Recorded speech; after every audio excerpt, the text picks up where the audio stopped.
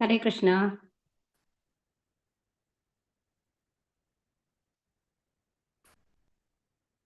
Class തുടങ്ങാം കേട്ടോ. ഓമജ്ഞാനതിമിരാന്തസ്യ ജ്ഞാനാഞ്ജനശലാകയാ ചക്ഷുരുന്മീലിതം യേന തസ്മൈ ഹരേ ശ്രീഗുരവേ കൃഷ്ണ. നമഃ. ഹരേ കൃഷ്ണ മാതാജി. ശ്രീചൈതന്യമനോഭീഷ്ടം സ്ഥാപിതം യേന ഭൂതലേ സ്വയം രൂപ കഥാ മഹ്യം ദദാതി സപദാന്തികം. വന്ദേഹം ശ്രീഗുരോ ശ്രീയുത പദകമലം ശ്രീഗുരും വൈഷ്ണവാംശ ശ്രീരൂപം സാഗ്രജാതം സാഗണരഘുനാഥാനിതം താം സജീവം സാദ്വൈതം സാവധൂതം പരിജനസഹിതം ശ്രീകൃഷ്ണ ചൈതന്യദേവം ശ്രീരാധാകൃഷ്ണപാദാൻ സഗണലളിത ശ്രീവിശാഖാനിതംശ്ച. ഹേ കൃഷ്ണ കരുണാ സിന്ധോ ദീനബന്ധോ ജഗത്പദേ ഗോപേശ ഗോപികാ കാന്ത രാധാ കാന്ത നമോസ്തുതേ. തപ്തകാഞ്ചന ഗൗരാംഗീ രാധേ വൃന്ദാവനേശ്വരി വൃഷഭാനുസുതേ ദേവി പ്രണമാമി ഹരിപ്രിയേ. വാഞ്ചാകൽപതരൂപ്യശ്ച കൃപാ സിന്ധുഭ്യേവ ച പതിതാനാം പാവനേഭ്യോ വൈഷ്ണവേഭ്യോ നമോ നമഃ. നമോ വിഷ്ണുപാദായ കൃഷ്ണപ്രേഷ്ഠായ ഭൂതലേ ശ്രീമതേ ജയപതാക സ്വാമിൻ ഇതി നാമിനെ. നമാചാര്യപാദായ നിതായ കൃപപ്രദായിനെ ഗൗരകഥാദാമദായ നഗരഗ്രാമധാരിണേ. നമോ വിഷ്ണുപാദായ കൃഷ്ണപ്രേഷ്ഠായ ഭൂതലേ ശ്രീമതേ ഭക്തിവേദാന്ത സ്വാമിൻ ഇതി നാമിനെ. നമസ്തേ സാരസ്വതേ ദേവേ ഗൗരവാണി പ്രചാരിണേ നിർവിശേഷ ശൂന്യവാദി പാശ്ചാത്യദേശധാരിണേ. ജയ ശ്രീകൃഷ്ണ ചൈതന്യ പ്രഭോ നിത്യാനന്ദ ശ്രീ അദ്വൈത ഗദാധര ശ്രീവാസാദി ഗൗരഭക്തവൃന്ദ. ഹരേ കൃഷ്ണ കൃഷ്ണ കൃഷ്ണ ഹരേ ഹരേ ഹരേ രാമ രാമ രാമ ഹരേ ഹരേ. ഹരേ കൃഷ്ണ. അപ്പൊ നമ്മള് ശ്രീ രാധാ ഗോവിന്ദ് ടെമ്പിളിന്റെ കീഴിലുള്ള ഭഗവത്ഗീത പഠനത്തിന്റെ 7ാമത്തെ ദിവസത്തിൽ എത്തി നിൽക്കുകയാണ്. ഇന്ന് 7ാമത്തെ അധ്യായം എന്ന് പറയുന്നത് ജ്ഞാന വിജ്ഞാന യോഗമാണ്. അപ്പൊ ഈ 7ാമത്തെ അധ്യായത്തിന്റെ പ്രത്യേകത എന്താണെന്നുണ്ടെങ്കിൽ ഈ അധ്യായം ഭക്തി യോഗത്തിന്റെ തുടക്കമാണ്. അപ്പൊ നമ്മൾ ഇതുവരെ നമ്മൾ പറഞ്ഞു അല്ലെ, ഭഗവത്ഗീത 3 പാർട്ടുകളായിട്ട് തിരിച്ചിട്ടുണ്ട്. അതിൽ ആദ്യത്തെ 6 അധ്യായം എന്ന് പറയുന്നത് കർമ്മയോഗമാണ്. 2ാമത്തെ സെക്ഷൻ എന്ന് പറയുന്നതാണ് ഭക്തിയോഗം. 7ാമത്തെ ചാപ്റ്റർ മുതൽ 12ാമത്തെ ചാപ്റ്റർ വരയ്ക്കാണ്. അതിന് 13ാമത്തെ ചാപ്റ്റർ മുതൽ 18ാമത്തെ ചാപ്റ്റർ വരയ്ക്ക് ജ്ഞാനയോഗ ഇതായിട്ട് വരും. ധ്യാനയോഗം എന്നുള്ള ആ ഒരു ലെവലിലാണ് ഇത് വീണ്ടും ഇതിൽ വരുന്നത്. അപ്പൊ ഇനി ഇവിടെ എന്താ പറയുന്നത്, ജ്ഞാനം ധ്യാനം എന്നൊക്കെ പറയുന്നത് കണക്റ്റഡ് ആയിട്ടാണ് കേട്ടോ ഭഗവത്ഗീതയിൽ വരിക. അപ്പൊ ഇതില് ജ്ഞാന വിജ്ഞാന യോഗം എന്നാണ് ഈ ഇതിന്റെ അർത്ഥം. അപ്പൊ ആദ്യം തന്നെ ഭക്തിയോഗം. അപ്പൊ നമ്മൾ കർമ്മയോഗത്തിൽ എന്താ പഠിച്ചത്? ഏറ്റവും ആദ്യത്തെ അധ്യായത്തിൽ എന്തായിരുന്നു?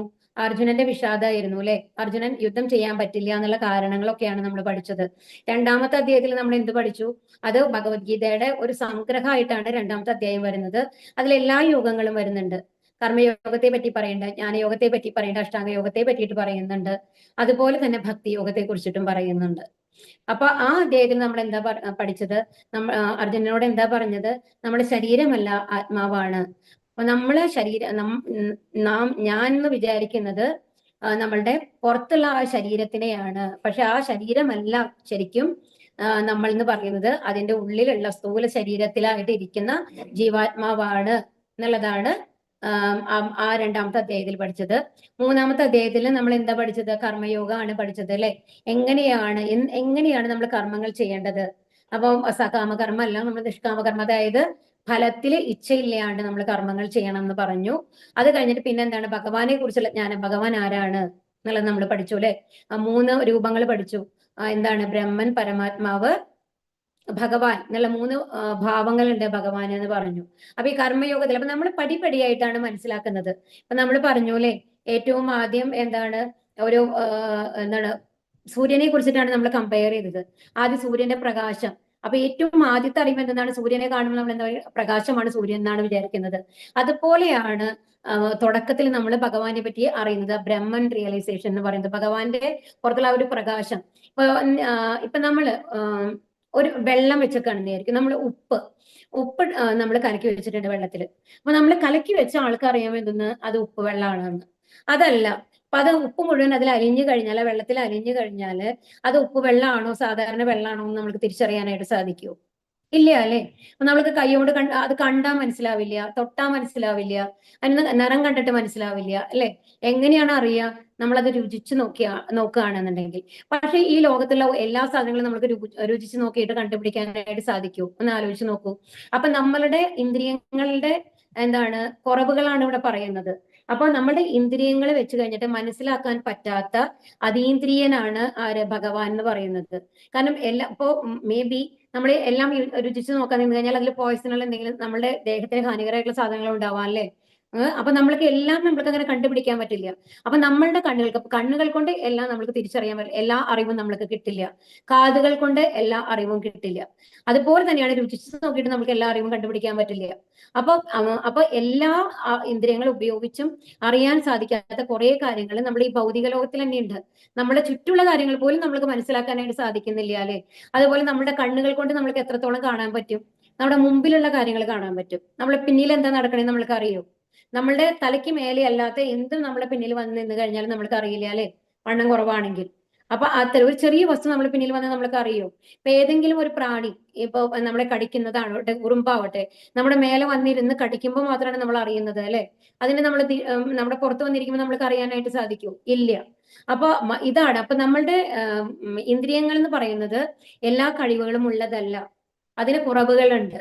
അപ്പൊ അതുകൊണ്ട് ഭഗവാനെ മനസ്സിലാക്കാനുള്ള ആ കഴിവൊന്നും നമ്മൾക്കില്ല. അപ്പൊ ഭഗവാൻ പറയാണ്, അപ്പൊ നമ്മൾക്ക് എങ്ങനെയാണ് അപ്പൊ അറിയുക? എങ്ങനെയാണ് അങ്ങനത്തെ ഒരാളെ പറ്റിയിട്ട്? ഇപ്പൊ നമ്മുടെ മുമ്പിൽ ഇരിക്കുന്ന ഒരാൾ തന്നെയാണെങ്കിലും അയാൾ എന്താണ് വിചാരിക്കണേ നമ്മൾക്ക് പറയാനായിട്ട് സാധിക്കും. നമ്മൾ എന്തെങ്കിലും അവരോട് സംസാരിച്ചുകൊണ്ടിരിക്കുന്നുണ്ടായിരിക്കും, അയാളുടെ മുഖത്ത് റിയാക്ഷൻ ഒന്നും ഇല്ല എന്നുണ്ടെങ്കിൽ അയാൾ എന്താണ് അതിനെപ്പറ്റി വിചാരിക്കണേ നമുക്ക് മനസ്സിലാക്കാനായിട്ട് സാധിക്കൂ? ഇല്ല. എപ്പോഴാണ് നമ്മൾക്ക് അറിയുക? അവര് വായ തുറന്ന് പറയണം നമ്മളുടെ അടുത്ത്, ഞാൻ ഇങ്ങനെയാണ് അതിനെപ്പറ്റി വിചാരിക്കുന്നത് എന്ന് പറയണം അല്ലെ? അപ്പൊ അതുപോലെ തന്നെ നമ്മൾക്ക് എത്രയോ ഈ പ്രപഞ്ചത്തിന്റെ മുഴുവൻ സൃഷ്ടാവായിട്ടുള്ള ഒരു ഭഗവാന്റെ അതീന്ദ്രിയ ലീലകള് നമ്മൾക്ക് മനസ്സിലാക്കാനായിട്ട് സാധിക്കില്ല. 11-ാമത്തെ അധ്യായത്തിൽ വിശ്വരൂപം കാണിച്ചു കൊടുക്കുന്നുണ്ട് ഭഗവാൻ അർജുനന്. അതൊരു ഭീമാകാരാണ്. ആകാശത്തിന് മേലെ നിൽക്കുന്ന മാതിരിയാണ് അത് കാണുന്നത്.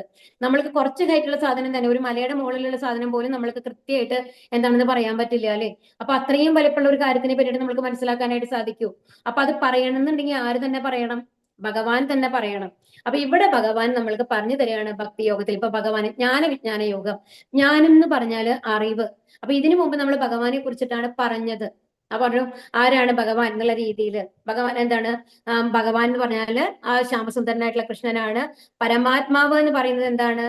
നമ്മളുടെ 4 ചതുർബാഹു രൂപത്തിലുള്ള നമ്മുടെ എല്ലാ ഹൃദയത്തിലുമുള്ള ആ രൂപമാണ്, ഭഗവാന്റെ രൂപമാണ് പരമാത്മാവ് എന്ന് പറയുന്നത്. അത് എല്ലാവരുടെ ഹൃദയത്തിലുണ്ട്. ഒരു തമ്പിന്റെ, ഒരു പെരുവിരലിന്റെ, തള്ളവിരലിന്റെ വലുപ്പത്തിലാണ് ഭഗവാനുള്ളത് എന്നുള്ളതൊക്കെയാണ് നമ്മൾ പഠിച്ചത്. അപ്പൊ ഈ ജ്ഞാനയോഗത്തിലാണ് നമ്മൾ എന്ത് പഠിച്ചത്? പരമാത്മാ രൂപത്തിലുള്ളതാണെന്ന്. ഇനി ഭക്തിയോഗമാണ് നമ്മൾ പഠിക്കാൻ പോകുന്നത്. ഭക്തിയോഗമാണ് ഭഗവാന്റെ ആ യഥാർത്ഥ രൂപം നമ്മൾക്ക് കാണിച്ചു തരുന്നത്. ആരാണ് യഥാർത്ഥത്തിൽ വ്യക്തിഗത രൂപത്തില് ഭഗവാനെ നമ്മൾക്ക് കാണിച്ചു തരുന്നതാണ് ഭക്തിയോഗം എന്ന് പറയുന്നത്. അപ്പൊ വിജ്ഞാനം എന്ന് പറയുന്നത് പ്രാക്ടിക്കൽ ആയിട്ടുള്ള അറിവ്. ജ്ഞാനം എന്ന് പറയുന്നത് ഒരു കാര്യത്തിന് നമ്മൾ തിയറി പഠിക്കുക, നമ്മളെ അത് എന്താണെന്ന് മനസ്സിലാക്കുന്നു, അത് നമ്മൾ ചെയ്ത് നോക്കിയിട്ട് നമ്മൾ മനസ്സിലാക്കും. ഇപ്പൊ വെള്ളത്തിന് നമ്മൾ പറഞ്ഞു ഹൈഡ്രജനും ഓക്സിജനും കൂടിയതാണ് വെള്ളം നമ്മൾ പറഞ്ഞു, ഓക്കെ, നമ്മൾ അത് വിശ്വസിച്ചു. അതല്ല, നമ്മൾ ഹൈഡ്രജനെയും ഓക്സിജനെയും എടുത്തു കഴിഞ്ഞിട്ട് നമ്മൾ കൂട്ടി ആ പ്രൊപ്പോർഷനിൽ നമ്മൾ കൂട്ടി യോജിപ്പിച്ച് കഴിയുമ്പോൾ വെള്ളം ഉണ്ടാവും നമ്മൾ പരീക്ഷണത്തിലൂടെ മനസ്സിലാക്കുകയാണെങ്കിലോ, അതാണ് അത് പ്രാക്ടിക്കലായിട്ട് മനസ്സിലാക്കുക എന്ന് പറയുന്നത്. അപ്പൊ അങ്ങനത്തെ അറിവാണ് വിജ്ഞാനം എന്ന് പറയുന്നത്. നമ്മൾ ഒരു തിയററ്റിക്കൽ ആയിട്ടുള്ള അറിവിനെ പ്രാക്ടിക്കലായിട്ട് നമ്മൾ മനസ്സിലാക്കുന്നതാണ്, അനുഭവത്തിൽ കൂടി മനസ്സിലാക്കുന്നതാണ് വിജ്ഞാനം എന്ന് പറയുന്നത്. അപ്പൊ ഇവിടെ നമ്മൾ പഠിക്കാൻ പോകുന്നത് വിജ്ഞാന യോഗമാണ്. ശ്രീ ഭഗവാനുവാച മയ്യാസക്തമനാ പാർത്ഥ യോഗം യുഞ്ജന്മദാശ്രയഃ അസംശയം സമഗ്രം മാം യഥാ ജ്ഞാനസി തച്ഛൃണു. ശ്രീ ഭഗവാൻ പറഞ്ഞു, ഹേ കുന്തിപുത്ര, എന്നെ കുറിച്ചുള്ള പൂർണ്ണ ബോധത്തോടെ എന്നിൽ ആസക്തമായ മനസ്സോടുകൂടി യോഗം പരിശീലിക്കുന്നത് കൊണ്ട് സംശയങ്ങൾ നീങ്ങി എന്നെ പൂർണ്ണമായി അറിയാൻ കഴിയുന്നത് എങ്ങനെയെന്ന് പറയാം, കേൾക്കൂ. അപ്പൊ ഇവിടെ എന്താണ്? അപ്പൊ നമ്മൾ പറഞ്ഞു അല്ലെ, ഒരാളെ പറ്റി അറിയണമെന്നുണ്ടെങ്കിൽ അയാൾ തന്നെ പറയണം, അല്ലാതെ അവരുടെ മനസ്സിലേക്ക് നമ്മൾക്ക് അറിയാനായിട്ട് സാധിക്കില്ല, കണ്ട് മനസ്സിലാക്കാനായിട്ട് സാധിക്കില്ല. ഭാവങ്ങൾ കൊണ്ട് നമ്മൾക്ക് മനസ്സിലാക്കാം, പക്ഷെ അത് ശരിയാവണമെന്നില്ല. അപ്പൊ 3 തരത്തിലുള്ള പ്രമാണങ്ങളുണ്ട് നമ്മൾക്ക് മറ്റുള്ളവരെ കുറിച്ച് അറിയാനായിട്ട്. എന്താണ് അതില് ഏറ്റവും ആദ്യം ഉള്ളത് എന്താണെന്നുണ്ടെങ്കിൽ, കണ്ണുകൾ കൊണ്ട് കണ്ടിട്ട് നമ്മൾ മനസ്സിലാക്കുന്നതാണ് പ്രത്യക്ഷ പ്രമാണം എന്ന് പറയുന്നത്. പക്ഷെ പ്രത്യക്ഷ പ്രമാണവും നമ്മൾക്കത് എന്താ പറയാ, പൂർണ്ണമായിട്ടും നമ്മൾക്ക് അതിനെക്കുറിച്ച് മനസ്സിലാവണമെന്നില്ല. ഇപ്പൊ നമ്മൾ പണ്ട് നമ്മൾ പറയില്ല, മിന്നുന്നതെല്ലാം പൊന്നല്ലാന്ന്. അതിനൊരു അപ്പിയറൻസ് കണ്ടു കഴിഞ്ഞിട്ട് അതിന്റെ ഉള്ളിലത്തെ കാര്യങ്ങൾ എന്താണെന്ന് നമുക്ക് പൂർണ്ണമായിട്ട് മനസ്സിലാക്കാൻ സാധിച്ചു എന്ന് വരില്ല. അതാണ് പ്രത്യക്ഷ പ്രമാണം എന്ന് പറയുന്നത്. അപ്പൊ ഒന്നും വേണ്ട, നമ്മൾ തീ കാണുമ്പോൾ നമുക്ക് ഒരു അട്രാക്ഷൻ വരണം. ഓ, എത്ര അത് ഈയാമ്പാറ്റയുടെ കഥ നമ്മൾ പറഞ്ഞു അല്ലെ? അപ്പൊ ആ തീയിനെ കണ്ടു കഴിഞ്ഞിട്ട് അതിന് എന്താണ് തോന്നുന്നത്? കഴിക്കാനുള്ള എന്തോ സാധനമാണെന്ന് ആണ് നമ്മൾ തോന്നിയത്. അതുകൊണ്ടാണ് വന്ന് അതും ഇരുന്നത് അല്ലെ? പക്ഷെ അത് കണ്ണുകൊണ്ട് കണ്ടത് യഥാർത്ഥമായിരുന്നോ? അത് തിന്നാനുള്ള സാധനം ആയിരുന്നില്ല, പൊള്ളുന്ന ഒരു സാധനമായിരുന്നു. അതിന്റെ ഫലമായിട്ട് അത് ചത്തുപോവാണ് ചെയ്യണേ അല്ലേ. അപ്പൊ എപ്പോഴും പ്രത്യക്ഷ പ്രമാണം എന്ന് പറയുന്നത് നമ്മൾ പൂർണ്ണമായും സത്യമാവണമെന്നില്ല. അതുപോലെ തന്നെ അനുമാനം എടുക്കുക എന്ന് പറഞ്ഞു കഴിഞ്ഞാൽ, ഇപ്പൊ നമ്മൾ കുറെ ദൂരത്ത് നമ്മളൊരു പുക കാണുകയാണ്, നിൽക്കൂ അങ്ങനെ. അപ്പൊ പുക കാണുമ്പോൾ നമ്മൾ വിചാരിക്കും അവിടെ തീ കത്തിക്കൊണ്ടിരിക്കുന്നുണ്ട്. പക്ഷെ എന്തിന്റെ തീയാണ്, ഏതാണെന്നുള്ളത് പൂർണ്ണമായിട്ട് നമുക്ക് മനസ്സിലാക്കാനായിട്ട് സാധിക്കും. അതുമല്ല, ഒരു ചിലപ്പോൾ വണ്ടിയുടെ ഇതിൽ നിന്ന് വരുന്ന പുകക്കുഴലിൽ നിന്ന് വരുന്ന ഒരു പുകയായിരിക്കാം വന്നുകൊണ്ടിരിക്കുന്നത്. അത് ശരിക്കും പറഞ്ഞാൽ തീ കത്തിയിട്ട് വരുന്ന പുകയായിരിക്കണം എന്നില്ല. അങ്ങനെ അപ്പൊ അതാണ് അനുമാന പ്രമാണം എന്ന് പറയുന്നത്. നമ്മൾ അനുമാനിക്കുകയാണ് ചെയ്യുന്നത്. പക്ഷെ ഇനി എന്താണ് ശബ്ദ പ്രമാണം? അപ്പൊ പക്ഷെ ഇവിടെ എന്താണ് നമ്മൾ പറയുന്നതെന്നുണ്ടെങ്കിൽ, ഇപ്പോ ശബ്ദ പ്രമാണം എന്ന് പറയുന്നത് നമ്മൾ കേൾവി കൊണ്ട്, ഇപ്പൊ നമ്മളുടെ അമ്മയും ഒരു കുട്ടി പറയാണ് എന്റെ അച്ഛൻ ആരാണ് ചോദിക്കും. കുട്ടി ജനിച്ചു കഴിഞ്ഞിട്ട് അമ്മോട് ചോദിച്ചു കഴിഞ്ഞാൽ അമ്മ പറഞ്ഞു കൊടുക്കും ഇതാണ് നിന്റെ അച്ഛൻ എന്ന്. അത് കുട്ടി വിശ്വസിക്കുന്നു അല്ലെ, പൂർണ്ണമായിട്ട് വിശ്വസിക്കുകയാണ് ചെയ്യുന്നത്. നമ്മൾ ആരെങ്കിലും വിചാരിക്കാറുണ്ടോ ഇത് എന്റെ അച്ഛനല്ല, പക്ഷെ അമ്മ പറഞ്ഞാൽ നമ്മൾ വിശ്വസിച്ചു. എന്താണ് അച്ഛൻ ഏറ്റവും കൂടുതൽ അടുത്ത് ഇടപെടുന്നത് ആരാണ്? അമ്മ നമ്മളോട് നുണ പറയില്ല എന്നുള്ളൊരു വിശ്വാസമാണ് അല്ലെ നമ്മൾക്ക്. അപ്പൊ അതുപോലെ തന്നെയാണ് അതാണ് ഭഗവാൻ. ഇവിടെ എന്താണ് ഭഗവാൻ പറയുന്നത്? ഞാൻ എന്നെ കുറിച്ചുള്ള പൂർണ്ണ ബോധത്തോടെ എന്നിൽ ആസക്തമായ മനസ്സോടുകൂടി യോഗം പരിശീലിക്കുന്നത് കൊണ്ട് സംശയം നീങ്ങി എന്നെ പൂർണ്ണമായി അറിയാൻ കഴിയുന്നത് എങ്ങനെയെന്ന് പറയാം, കേൾക്കൂ. തച്ഛൃണു, ഞാൻ പറയാം നീ കേൾക്കൂ എന്ന് പറയാണ്. അപ്പൊ ഭഗവാൻ നമ്മൾക്ക് ഭഗവാനെ കുറിച്ച് പറഞ്ഞു തരാണ്. അപ്പൊ അതിൽ തെറ്റുണ്ടാവില്ലല്ലോ. വേറൊരാളാണ് പറയണെന്നുണ്ടെങ്കിൽ നമുക്ക് സംശയിക്കാം അത് ശരിയാണോ തെറ്റാണോ എന്ന്. ഞാൻ എന്നെ പറ്റി പറയുമ്പോ എന്റെ കാര്യങ്ങളെ ഞാൻ പറയുമ്പോ അതും ഭഗവാനാണ് പറയണേ അല്ലേ. അപ്പൊ ഭഗവാന്റെ സൃഷ്ടികളാണ് എല്ലാവരും. അപ്പൊ അമ്മ കുട്ടിയോട് ഒരു നുണ പറയില്ല അല്ലെ, അതുപോലെ തന്നെയാണ് എന്തെന്ന്. അപ്പൊ ഒരു ഭഗവാൻ നമ്മളോട് പറയുന്ന കാര്യങ്ങൾ എന്തായാലും തീർച്ചയായിട്ടും അത് ശരിയായിരിക്കും. അപ്പൊ ഇതാണ് ശബ്ദപ്രമാണം എന്ന് പറയുന്നത്. അപ്പൊ ഭഗവാൻ പറഞ്ഞ് നമ്മൾ കേൾക്കുകയാണ്. അപ്പൊ ആ കേൾവി, ആ കാര്യങ്ങൾ നമ്മൾ വിശ്വസിക്കുന്നത് എങ്ങനെ, അപ്പൊ എങ്ങനെയാണെന്ന് പറഞ്ഞു തരാമെന്നാണ് പറയുന്നത്. അപ്പൊ ഭഗവാനാണ് പറയുന്നത്, അതിൽ സംശയിക്കേണ്ട ആവശ്യമില്ല നമ്മൾക്ക്. കാരണം എന്താണ്, ഭഗവാനെ പറ്റിയിട്ടാണ് പറയുന്നത് അല്ലെ. അപ്പൊ ഇവിടെ എന്താ പറയുന്നത്? എന്നെ കുറിച്ചുള്ള പൂർണ്ണ ബോധത്തോടെ എന്നിൽ ആസക്തമായ മനസ്സോടുകൂടി യോഗം പരിശീലിക്കുന്നത് കൊണ്ട്. അപ്പൊ എന്താ ചെയ്യേണ്ടത്? അപ്പൊ ഒരു യോഗി എന്താ ചെയ്യേണ്ടത്? പറഞ്ഞു പൂർണ്ണമായിട്ടും വിശ്വാസത്തോട് കൂടിയിട്ട്, എന്നാലും ഭഗവാന് എന്റെ അടുത്തേക്ക് പോകണം, ഭഗവാനെ കുറിച്ച് കൂടുതൽ അറിയണം എന്നുള്ള ആഗ്രഹം കൊണ്ട്, അതാണ് ആസക്തമായ മനസ്സോട് കൂടിയിട്ട് വേണം പോണെങ്കിൽ. അപ്പം നമ്മൾക്ക് ആഗ്രഹം ഉണ്ടെന്നുണ്ടെങ്കിൽ ഭഗവാൻ അതിനുള്ള വഴി കാണിച്ചു തരും. നമ്മൾക്ക് ആഗ്രഹം വേണം, ശ്രദ്ധ വേണം, മനസ്സ് വേണം, എളിമയോടെയുള്ള ഒരു മനസ്സും വേണം. ഇതൊക്കെ ഉണ്ടെന്നുണ്ടെങ്കിൽ എന്നെ പറ്റി പൂർണ്ണമായിട്ടും നിങ്ങൾക്ക് അറിയാനായിട്ട് സാധിക്കും എന്നുള്ളതാണ് ഇവിടെ ഭഗവാൻ പറയുന്നത്. ശൃണ്വതാം സ്വകഥാ കൃഷ്ണ പുണ്യശ്രവണ കീർത്തനഃ ഹൃദ്യന്തസ്തഹ്യ ഭദ്രാണി വിദുനോതി സുഹൃത്സദാം നഷ്ടപ്രായേഷു ഭദ്രേഷു നിത്യം ഭാഗവത സേവയാ ഭഗവതിർ ഉത്തമ ശ്ലോകേ ഭക്തിർഭവതി നൈഷ്ഠികി. കൃഷ്ണനെ കുറിച്ച് വൈദിക സാഹിത്യത്തിൽ പറഞ്ഞിട്ടുള്ളത് കേൾക്കുന്നതും ഭഗവത്ഗീതയിലൂടെ നേരിട്ട് ഭഗവാന്റെ വാക്കുകൾ കേൾക്കുന്നതും തന്നെ ഒരു പുണ്യകർമ്മമത്രേ. എല്ലാവരുടെയും ഹൃദയത്തിൽ കുടികൊള്ളുന്ന ഭഗവാൻ കൃഷ്ണൻ തന്റെ കഥകൾ കേൾക്കുന്നവർക്ക് ഹിതകാരിയായ സുഹൃത്തിനെ പോലെ പ്രവർത്തിക്കുകയും നിരന്തരം കൃഷ്ണ കഥാശ്രവണത്തിൽ ഏർപ്പെടുന്ന ആ ഭക്തനെ പവിത്രീകരിക്കുകയും ചെയ്യുന്നു. അങ്ങനെ തന്നിൽ ഉറങ്ങിക്കിടന്നിരുന്ന അതീന്ദ്രിയ ജ്ഞാനം ഭക്തനിൽ തനിയെ വളർന്നു വരും. അപ്പൊ എന്താ ഇവിടെ പറയുന്നത്? ഇപ്പൊ വൈദിക സാഹിത്യത്തിൽ ഇപ്പൊ ഭാഗവതം മാതിരിയുള്ള അതുപോലെ വേദങ്ങളുണ്ട്.